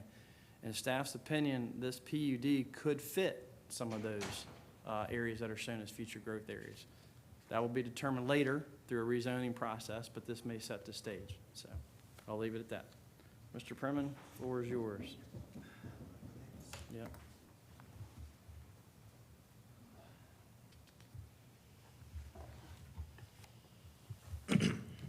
Good evening, members of the Planning Commission. So as Sam stated, I will be walking through the changes in the ordinance in order. I do have visuals up ahead that will make sense as we move along with the presentation. So starting off with our proposed repeal and replace of the PUD ordinance, sections 8B1 and 8B2 were barely, if at all, changed, since those were more of the statements of what the PUD is going to function as and the procedural aspects in terms of meeting with staff and the Planning Commission. So most of the changes actually begin in 8B-3, development standards, starting with that that is intended for this new version of the PUD to be in what the comprehensive plan identifies as future growth areas that are within the urban services boundary. We actually specifically call them out in the comprehensive plan in the text as well, specifically as you see up top, Bragg's Corner Eastern Business Area. We do have areas, this would be one area where PUD would meet with the comprehensive plan, especially with areas shown in pink, which is mixed use. This is not to say that they couldn't be proposed in other areas, but in regards to a comp plan analysis, it's within these growth areas and generally where it's shown as mixed use that a PUD would work. Another area another future growth area where this could work is in the Catalpa future growth area, specifically in the area we showed as pink along 229. Again, depending on the specific application, a PUD could work in other parts of the growth area, just depending on the intensity and the uses provided by that specific application.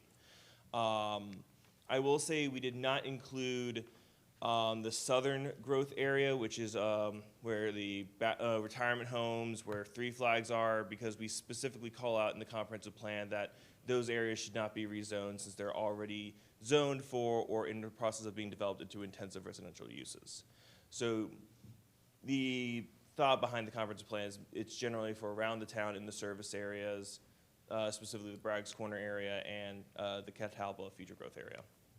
So moving right along actually this is getting a little ahead of myself, sorry. So the first major change to the PUD is the minimum district size.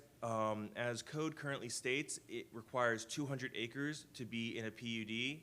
So more or less this makes it so you can only have extremely large master plan developments such as Clevenger's Corners / Stonehaven or the property out by Boston to use the PUD. Since our comp plan wants to shift our growth areas away from the very large tracts in the rural areas towards the town, staff saw it as imperative that we shrink it down to 20 acres, which could accommodate a lot of the existing parcels, whether vacant or combined if they are developed with older buildings around the town. Additionally, we went through and outlined, and updated and outlined the uses regarding the PUD, just to clarify what the locality is looking for in these designs. We outlined the whole aspect of different residential uses, commercial uses, et cetera. And as you could probably see in that use matrix outline, the idea of the PUD is to be very flexible in regards to residential and commercial uses to really maximize the ability of shifting our growth into the town areas and shifting away from the rural areas. Let me just fast forward ahead real quick. Do apologize. But as you can see, majority of the uses would be permitted by right through the rezoning process. And as you can see up in the future land use plan and in our existing land use map, there are no other areas around the town that are zoned as a PUD. So even if the PUD is approved by the Planning Commission and the Board of Supervisors, an applicant's still gonna have to go through a whole rezoning process into the PUD. Just they'd be able to abide by these new standards. Moving right along, within the PUD, we are trying to incorporate a balance between focusing all the growth into the town, but not turning the whole entire town, say, for lack of a better term, an urban concrete park. Specifically, within the PUD, we have two, let me try to find the word here, two use categories. So you have mixed use, which is basically all the kind of development you can do, and then open space.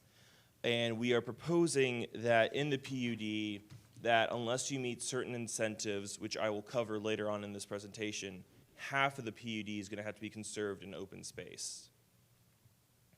But we will get to that in a moment.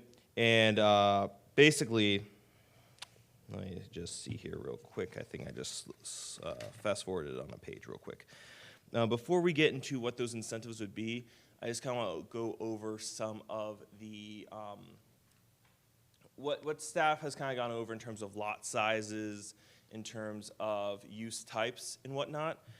So specifically, you will see that we are not proposing to have lot size minimums or lot coverage or lot widths.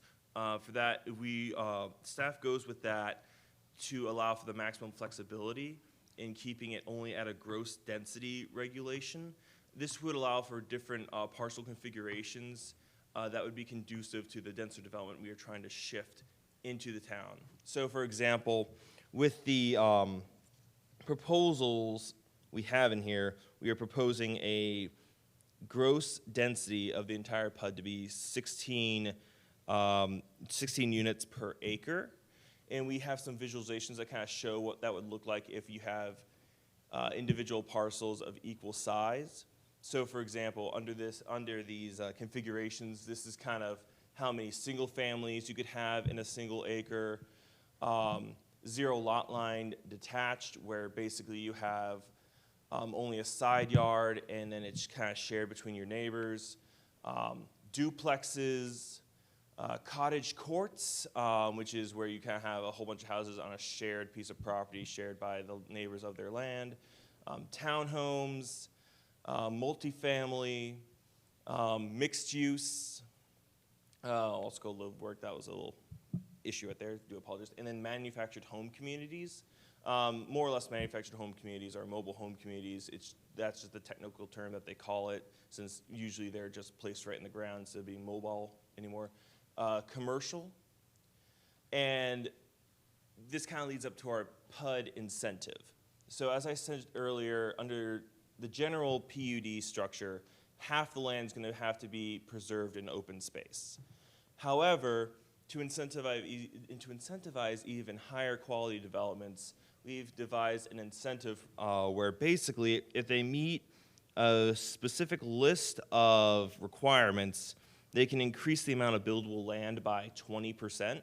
So then that means instead of 50% being conserved in open space, only 30% would be conserved in open space.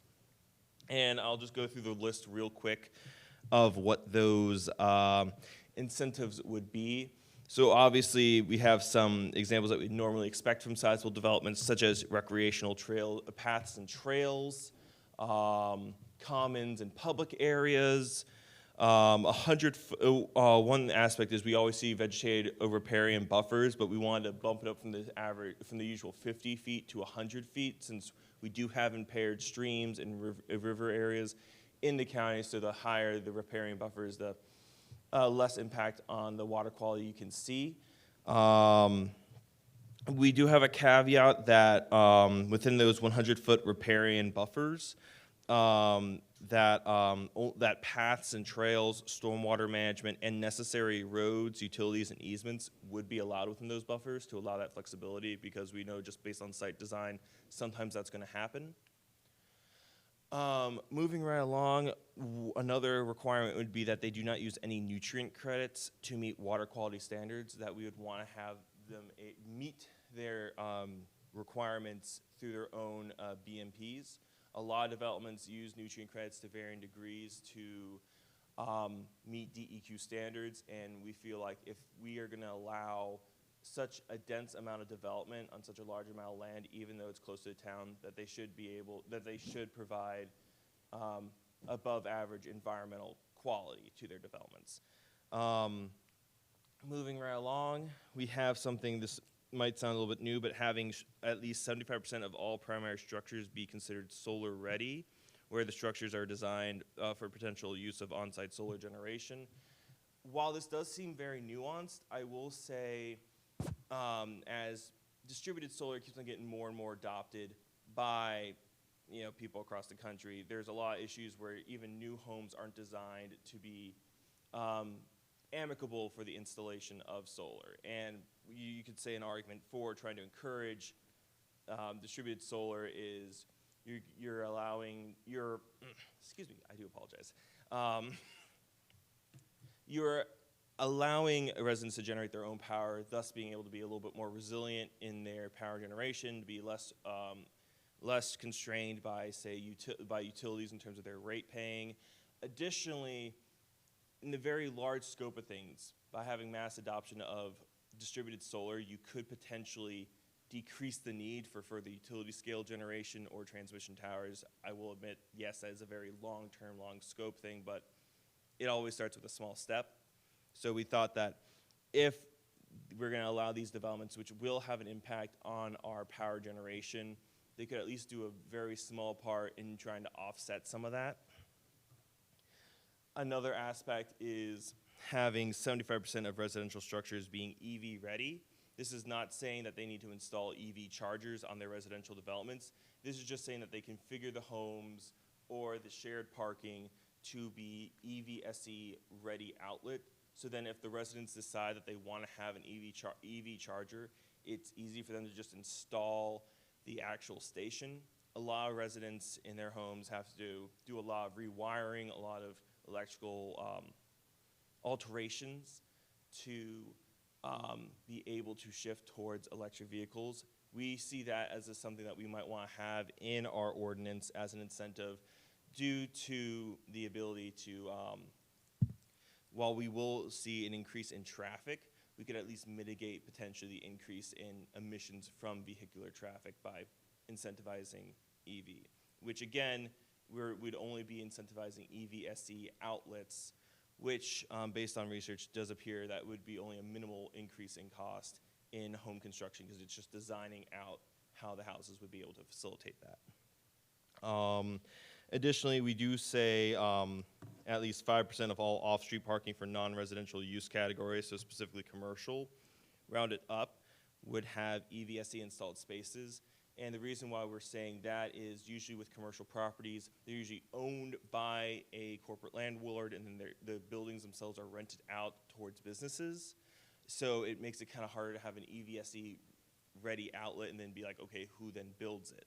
And the reason why why staff thinks going EVSE installed is a good idea is you're starting to see slow rollout throughout communities across America to have EV chargers. And at least from a staff perspective, it might be a good idea to try to make sure that we don't fall behind the curve and become, quote unquote, an EV charging desert. You're starting to see localities across Virginia have EV chargers, whether at private operations or in public operations. And as you can see over and over the years, more and more people are adopting EV electric vehicles, whether they're hybrid plug-in or whether they're fully electric. So by trying to incentivize, this current changing trend, it won't leave Culpeper in the dust and won't, what's the word? I do apologize. It won't make us try to struggle to catch up if, say, some of our surrounding localities start really heavily adopting this and people are just like, well, I can't visit Culpeper because I can't charge my car, I can't even live in Culpeper, or I can't do business in Culpeper, et cetera. And that's more or less the long and the short of it of the PUD. I know that was a lot, and that was a huge kind of like crash course into it. I will say something we did not have in the visuals is we also have a little talk about circulation and connectivity regarding the designs of the PUD, specifically talking about how the PUD should have street designs that should promote connectivity and support other multimodal transportation options through provision of things such as sidewalks on both sides of the street, crosswalks combined with traffic calming measures to enhance the safety of pedestrians and bicyclists, intersections and roundabouts that use traffic calming measures to enhance the safety of pedestrians and bicyclists, protected buffered bicycle lanes if they are to be located on the streets, and then street trees and other vegetation to provide buffering, shading, cooling, and aesthetic value. Reason why we identified these is, as I stated before, if the county is to allow more dense development beyond what is normally allowed, we should expect in return to higher quality developments. Additionally, we mentioned aspects such as highlighting connecting to the existing roadwork and the separation of shared use paths, mentioning the installation of bike storage if they are to provide bicycle infrastructure on the properties, encouraging roundabouts over signed or signalized intersections at key intersections of the PUD. As we've seen on other developments, we are starting to have an issue where you start having street light after street light after street light, causing concerns of trying to time them all right and then everyone being stuck at red lights at different areas. And we have seen the success of roundabouts here in Culpeper County in creating a smooth flow and reducing serious accidents. We do also encourage more interconnection of the streets and to avoid cul-de-sacs and dead-end roads unless they are to be stubs that will connect to future development or existing development. And let me see what else. And just also incentivizing connections to the town of Culpeper in and of itself, so it's not just on to county roads, that if it is a parcel that is adjacent to the town of Culpeper and it is feasible to try to connect to the town in and of itself. Just finally, a few last things to round up and to mention. We currently are suggesting decreasing the parking minimums in these PUDs by 25%, since we are trying to incentivize more mixed use and dense development in these areas. We did have a supervisor at the Rules Committee mention investigating incentivizing parking garages instead of just general parking. We have not explored that yet, but I thought it'd be important to at least just mention that was discussed by the Rules Committee. Other than that, the only other notable aspect is that they would be connected to public utilities, that we wouldn't be seeing massive drain fields, massive wells, that this would be connected to the town water sewer. And just to wrap it up, I just want to say I know that is a lot. As Sam said earlier, there is no ticking time clock on this, so if this needs either a work session or to be revisited or to be digested more, that is 100% accommodable by staff and by the Rules Committee. The Rules Committee and the BOS did not set a time frame to hear back on this, so the commission is free to chew on this as much as they would like. Trying to see what else here real quick.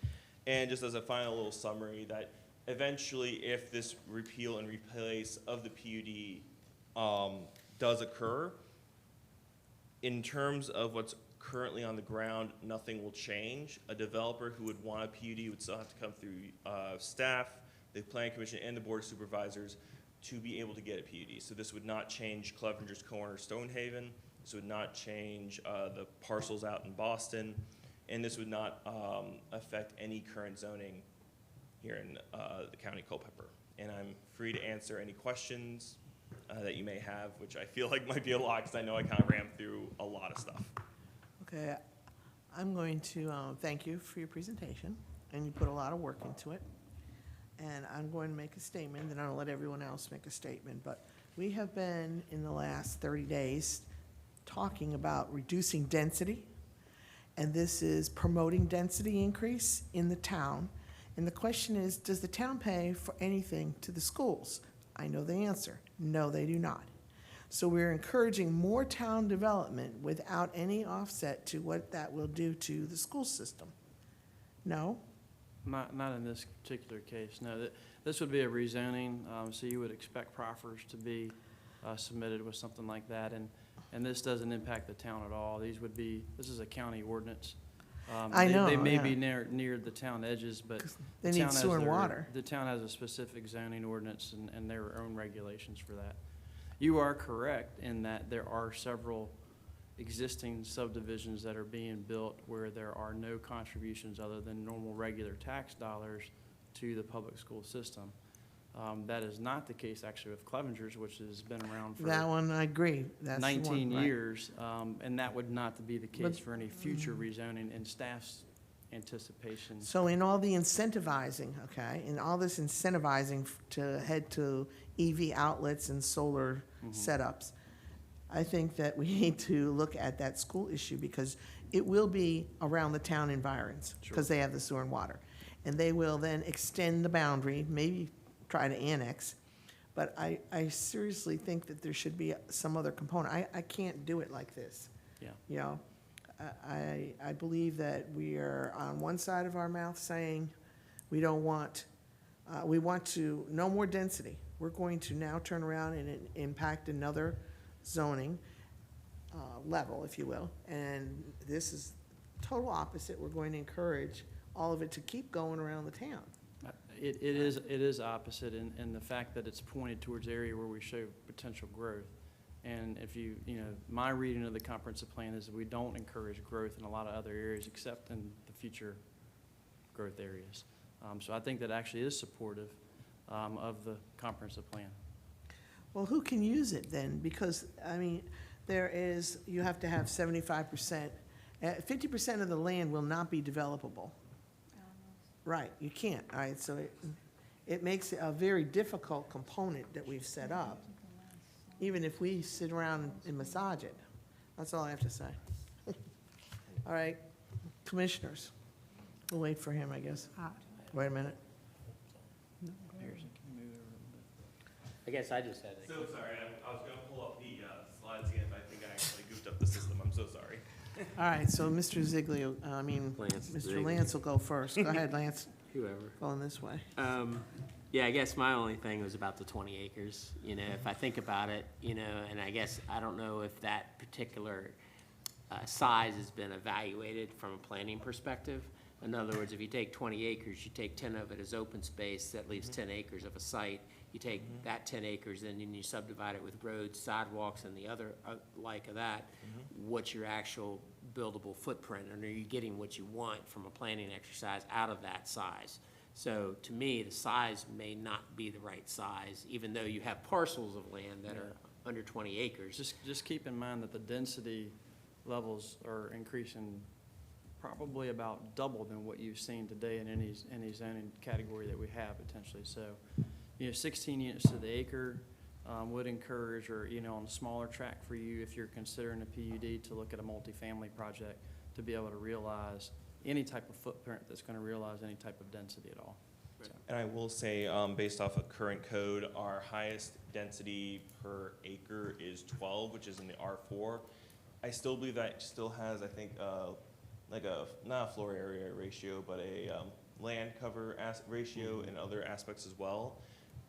Staff figured that by having that whole 50% covered in open space, not only did staff see that as a trade-off for the highest density per acre allowed in this proposed PUD, but also to steer developers towards just going through that incentive program to guarantee even higher quality developments. But that's definitely a fair point. We can definitely easily. Well, I was just trace. wondering if you've actually laid out a site with this example to see if it works, you know, what it would look like. We you did know, some very conceptual planning, you know, from that perspective, because, you know, you start taking apartment complexes and things like that, and you figure, okay, 16 times 10, doesn't, rocket science, it's 160 units, and I've got to put a road and everything else, access in there, and parking and sidewalk, will it fit? You know, or really going to be 80 dwelling units, Definitely, even yeah, for an and- apartment, so then you can't really get there unless you have a more larger site. And we can you know. definitely try to start working on some of those kind of concept planned examples. I will say that was part of the reason why we wanted to get rid of the lot minimum sizing, just to allow some more flexibility in designs. And I will say we do have a section in the proposal. Let me just try to flip to it real quick. I guess the concern about no frontage requirements or no lot. We do have lot setbacks. We'll still have, 20-foot setbacks from the front, 15 from the sides, 20 from the rear, and accessory from and 5-foot accessory setbacks. The reason why we didn't want to go with lot coverage was, again, in terms of the flexibility of what we want to try to promote in these growth areas. Specifically, we start also mentioning that you can have, and this is similar to the R4 in our commercial zones, where you can have multiple detached principal structures on the same lot. And then also we make a specific call out for live-work structures as well, allowing those where at max 50% of the square footage can be gone for residential as well. The reason why we just didn't have like lot coverage fronts is just, again, for that flexibility.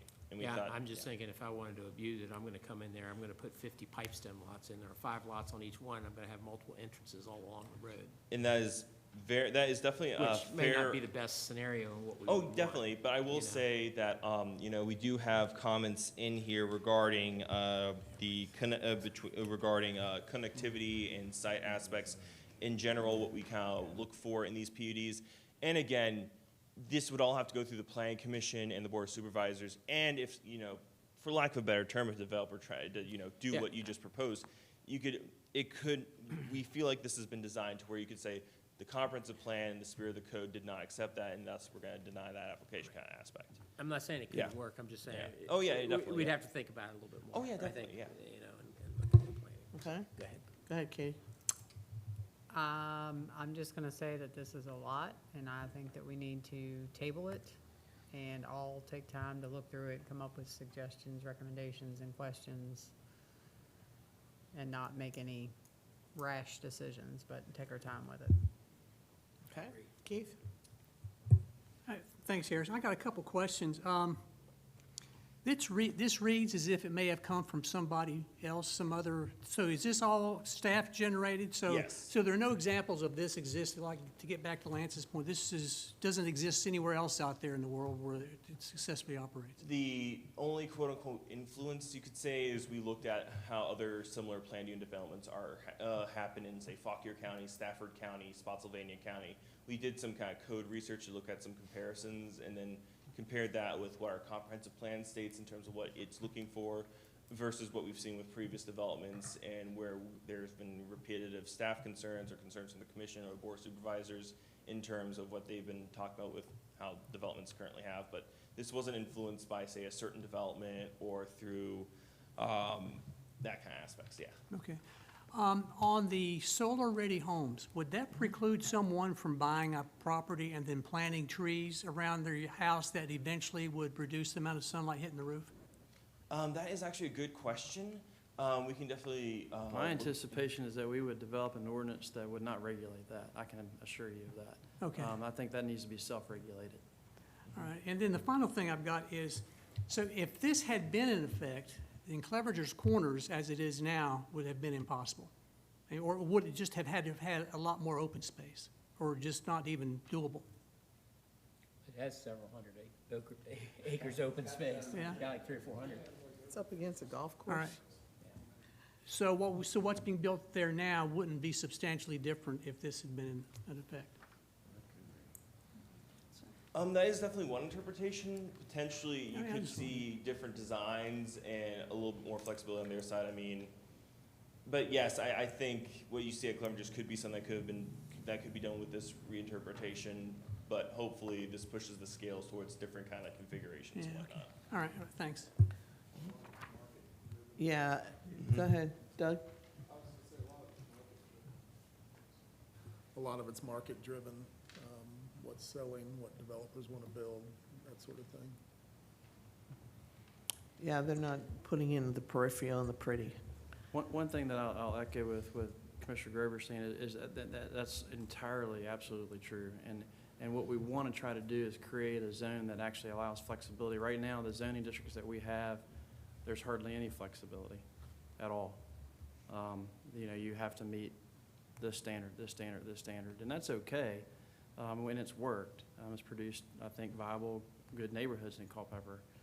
This just opens the door for a little more flexibility for not only uses, but also sizing and product type as well.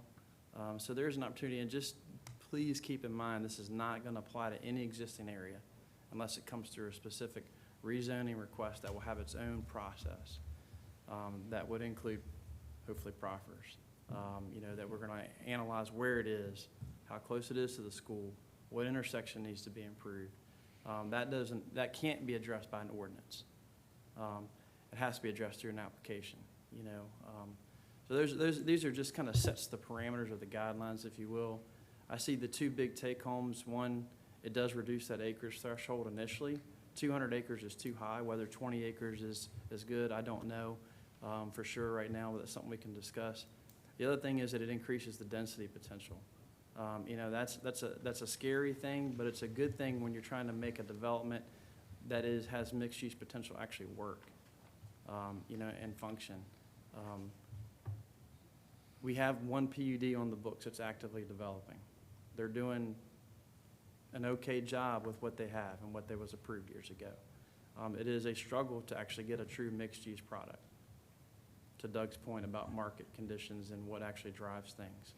We're just trying to kind of open the playbook a little bit, if you will, you know, and to echo Katie's comment, I'm ready for you all to make a motion to table it.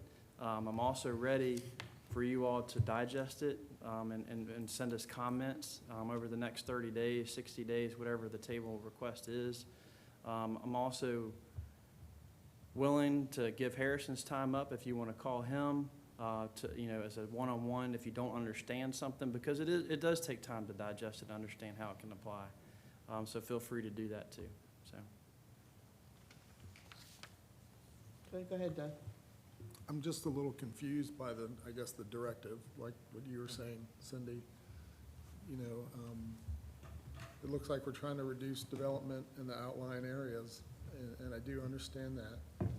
And there's a concern about schools, having to build schools, bringing more school children into the county, yet this is increasing density, and I understand it's trying to focus it around the town, but yet it's still increasing density, bringing more kids to the county, you know, putting a burden on the schools. I don't know, I'm kind of confused by that. Now, what you presented, you guys did a fantastic job, and I do understand all of it, and providing more options to the developers, market changes, but again, the directive from the board, I guess, I'm kind of confused, because it seems like we're doing two different things at the same time. To speak on that, I know what was proposed has been on the extreme side. We can definitely work on, obviously we were planning on working on revisions to this PUD after tonight for sure. This was more of just the intro, general concept, talking of the idea and then working on based off that. So we can definitely look at changes regarding like the amount of dwelling units per acre and certain other requirements and that stuff. I think just as Sam has mentioned earlier, just trying to follow that comp plan of more growth around the town, less around the country. But, you know, if there's more of a will from the planning commission to really change that and just be like, yes, focus the growth around town, but maybe not like ramp it up to like a 10 kind of stuff, we can definitely work on revisions to that as well. All right, a couple questions. The increase in our population, I know in our, the ordinance or our comprehensive plan rather, states, moderate growth, slow growth. I'd like to know if we are currently experiencing slow growth. It seems to me right now it's through the roof. There's a lot. So, and the second question I have is, how did we get to 20 from 200? Was it recommended by the board to come down to us? Was it a staff recommendation? Was there a study? How did we get, that's a drastic Yeah. difference. So to the 20 acres, originally with the reason we wanted to shrink down from 200 was just, again, that there's not a lot of parcels around the town that are 200 acres that would fit that. Reason why we went to 20 is we designed that in regards to the whole incentive program with the whole 50% open, 50% buildable. When we were designing this based off of that idea, it did not make sense to be like, okay, this can be on a 10-acre parcel where 5 is buildable, 5 is not buildable. So we came to the 20 acres based off of that whole 50 open space, 50 not. Obviously, easily could change that and change the incentive program as well to allow for it either being smaller, or if the commission thinks it needs to be a larger minimum as well, either way is valid. Yeah, and just for the record, It wasn't directed, Commissioner Clancy, by the board to hit a specific number, so, yeah. All right, thank you. I Okay, wondered, that's very 200 fair. to 20, that's Very fair, yeah. big jump. Yeah. All right, thank you. I'll just say that I want to get into the language with you about this. Some of it's vague, and like, for instance, if you're planning a project, you need to know where to go, and if I was trying to maximize stuff, I see some loopholes. One of the examples would be, let's see, the board shall proceed in general as provided for in other rezoning applications. The board may approve the application as proposed or approve with specific modifications of the development plan, or approve some other suitable zoning district, or deny the application. So as a developer, is that my way in to just Where is that Just pivot. specifically in the? I have, code? Page 4 of 18. Yeah, What was that? Page 4 of 18. Okay. it would be under C, a third of the way down. Okay, yeah. So could you pivot and just be like, well, board, can we just have a different zoning? Can we have R4? I will admit, I think that is just an oversight because that's what's currently in our current PUD. Okay. And I think when we were doing the initial draftings on this a while ago, I think at first pass, we didn't think a lot of that. We figured that since this was more procedural stuff in terms of how it goes through the staff, the planning commission, and the board, we thought that that stuff didn't need as much as a look over than the 8B-3, but that's definitely a good point, and staff can definitely take a look at that and revise that. I'll just say that that wording is currently in our existing PUD ordinance as it stands, I do believe. And so the only other general, a loose end might be your future growth areas, and they're sort of colored ovals, right? They're reaching, they're orange ovals over a general area, and they don't follow specific parcels, right? So yes, in that for mapping purposes, they were the general ovals, but with the specific future growth area maps and in the text, we do add additional qualifications to what we consider as the future growth area. So you would you be picking specific current parcels? I mean, or would we do an overlay district, or would do, I love that word. So generally, the way we have it in the text, if I'm remembering off the top of my head correctly, is we say that generally the PUD would be something suitable in mixed use, in areas shown as mixed use in the future land use plan, but that's not saying that it can only be in those. The way we are construing the PUD is that it could be proposed in something, say, in something shown as residential low density or residential medium high density. But we do have wording where we say that it should reflect the intensity shown in the future land use plan. So for example, the way staff has construed it is that if someone proposes something, say on this large 300-acre parcel, and it's a huge mixed-use development, we'll be like, well, that's not fully the spirit of the comprehensive plan. Yes, we show that a PUD can go here, but we also, it should respect and reflect the density shown in the future land use plan. I know it's a little complicated, a little bit much, but. So you would support a PUD with single-family dwellings? I mean, I think possibly. theoretically, just Theoretically, that is possible. The idea is that we're trying to incentivize as many of any types, and then obviously at the end of the day, it's up to the market and up to the developer. A large idea was trying to not only make it feasible to do other kinds of housing developments, because with the way our code currently is, it is kind of hard to stray away from a single-family development, and with that whole open space incentive program to try to steer them more towards different design variations. But at the end of the day, I do believe a commissioner said earlier, I forgot which one, I do apologize, that it's really market-driven and, just based off of the developer at the end of the day. Okay. All right, thanks. Do you have anything right now? Real fast. My only comment here is, and again, I agree, there's a lot here to go over with. I think we need to digest it, and I think we need to get back together and discuss this. But when you talk about the 20% give back on the open space, I guess, and if I read that just like this, it seems to me if I put a path in, I'd get 20% off. So it seems like maybe it's up to 20%, and then, that'll be determined by how many and what level of implementation of those listings that you have. Yes, I can see that. I can see that confusion. I think that was a word change that hadn't been made, because originally we had proposed different percentages based off how many incentives were provided. We moved away from that because we thought that was even more complicated than what it needs to be. So that could be just a word change. I just think it'd be a little bit more specific than what we have right now. 'Cause like I said, if I read this, if I put in a path, I'd get 20% back. Doesn't say you have to have a network or anything like that, Yeah, we can definitely add more specifications to all these. And I will say, we have it worded where they'd have to meet every single one of those incentives. So paths, open space, riparian buffers, nutrient credits, et cetera. So it wouldn't be just like you have to meet one of these things, so you can't just plop down a path and call it. Yeah, well, I assume that'll be a judgment call. Yeah, but yeah. Okay. And we can definitely add more specific. Yeah. Okay. All right, thank you, Harrison. All right, we have to do two things. We have to have a public hearing on this in just a few minutes.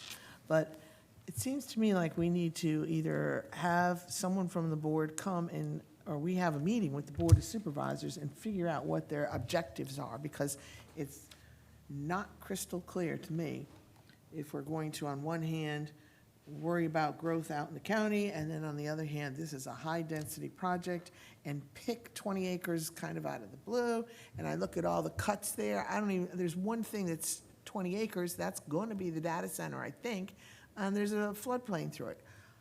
So, the use of it needs to have it needs to get pared down, whatever the word.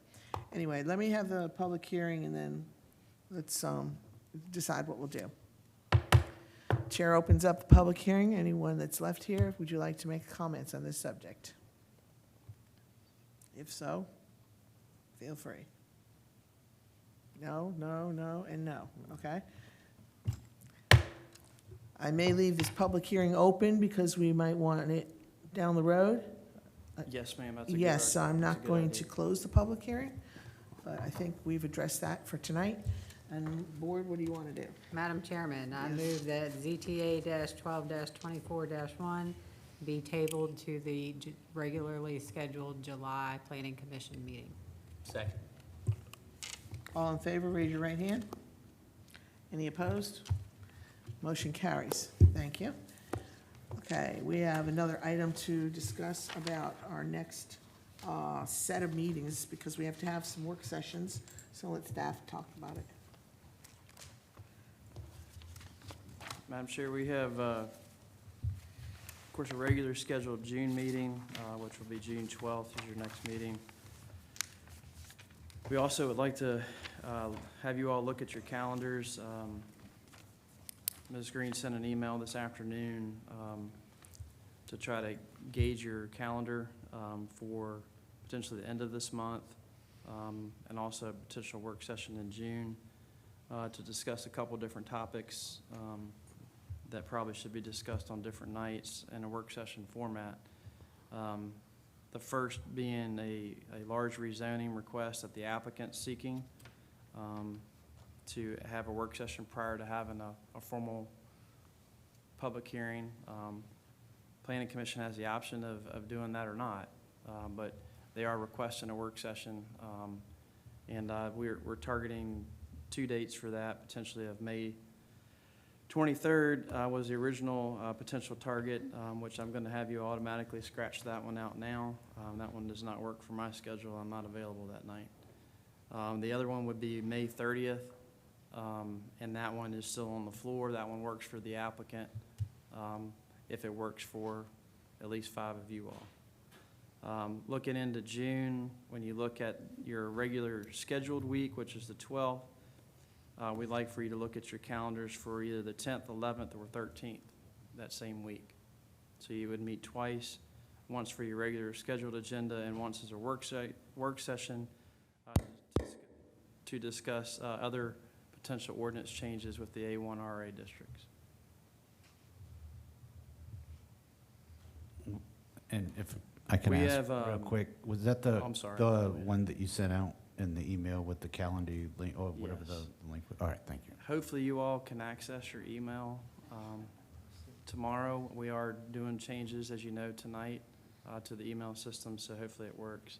And if it does not, we'll schedule as we can. But and Madam Chair, if those dates don't work, we'll just keep working to try to find dates that do. But we're on notice. Chairman Reeves may not be able to make it for a little while longer, so we'll have to keep that in mind. That will potentially reduce our number down to 8, so we'll have to work to try to still find that quorum number of 5. So I just wanted to mention that as well. We don't have to decide anything tonight. If you have 5 of you that want to volunteer to say, yep, I'm available on Thursday, May 30th, great. We'll send an email to the applicant, schedule that tomorrow. That would be the first one that I would like to achieve before we get into the other one. Will you give us some kind of packet since it's not too far off? Yeah, we can have the applicant, they have an application that's been Something. submitted and revised So we don't already, just show so, up, right? Yeah. Sam, the work sessions are at 6, by 7. We try to start those, it's up to the planning commission, we try to start those early, than 7 if possible. We have done them at 6 in the past, so. Anyone else that can't come on the 30th for the first one that he's asking about? Thursday, the 30th? Cannot? Okay, and he can't. You can. You can. I think I can, that's 3. You're 4, and you're a maybe. Okay, so it's, what? Okay. All right, well, let's just let it go to the email process, but you Yeah, don't with the have but first- 1, with- 2, 3, 4. Madam Chair, let me Won't bring just up, 5? let me bring up one other thing, just real quick. So Mr. Grover reminded me, the one work session he will not be able to participate in. He has a conflict of interest. So that's down to 7 if Sanford can't make it, so. On which, is that the May 30th, that one with the big rezoning? Okay. All right, well, I guess we respond to our emails. If you can, that would be helpful, yeah. If you can, we will. Anything else? No, ma'am, that was it. Okay, motion to adjourn? Move to adjourn. All in favor, aye. Thanks.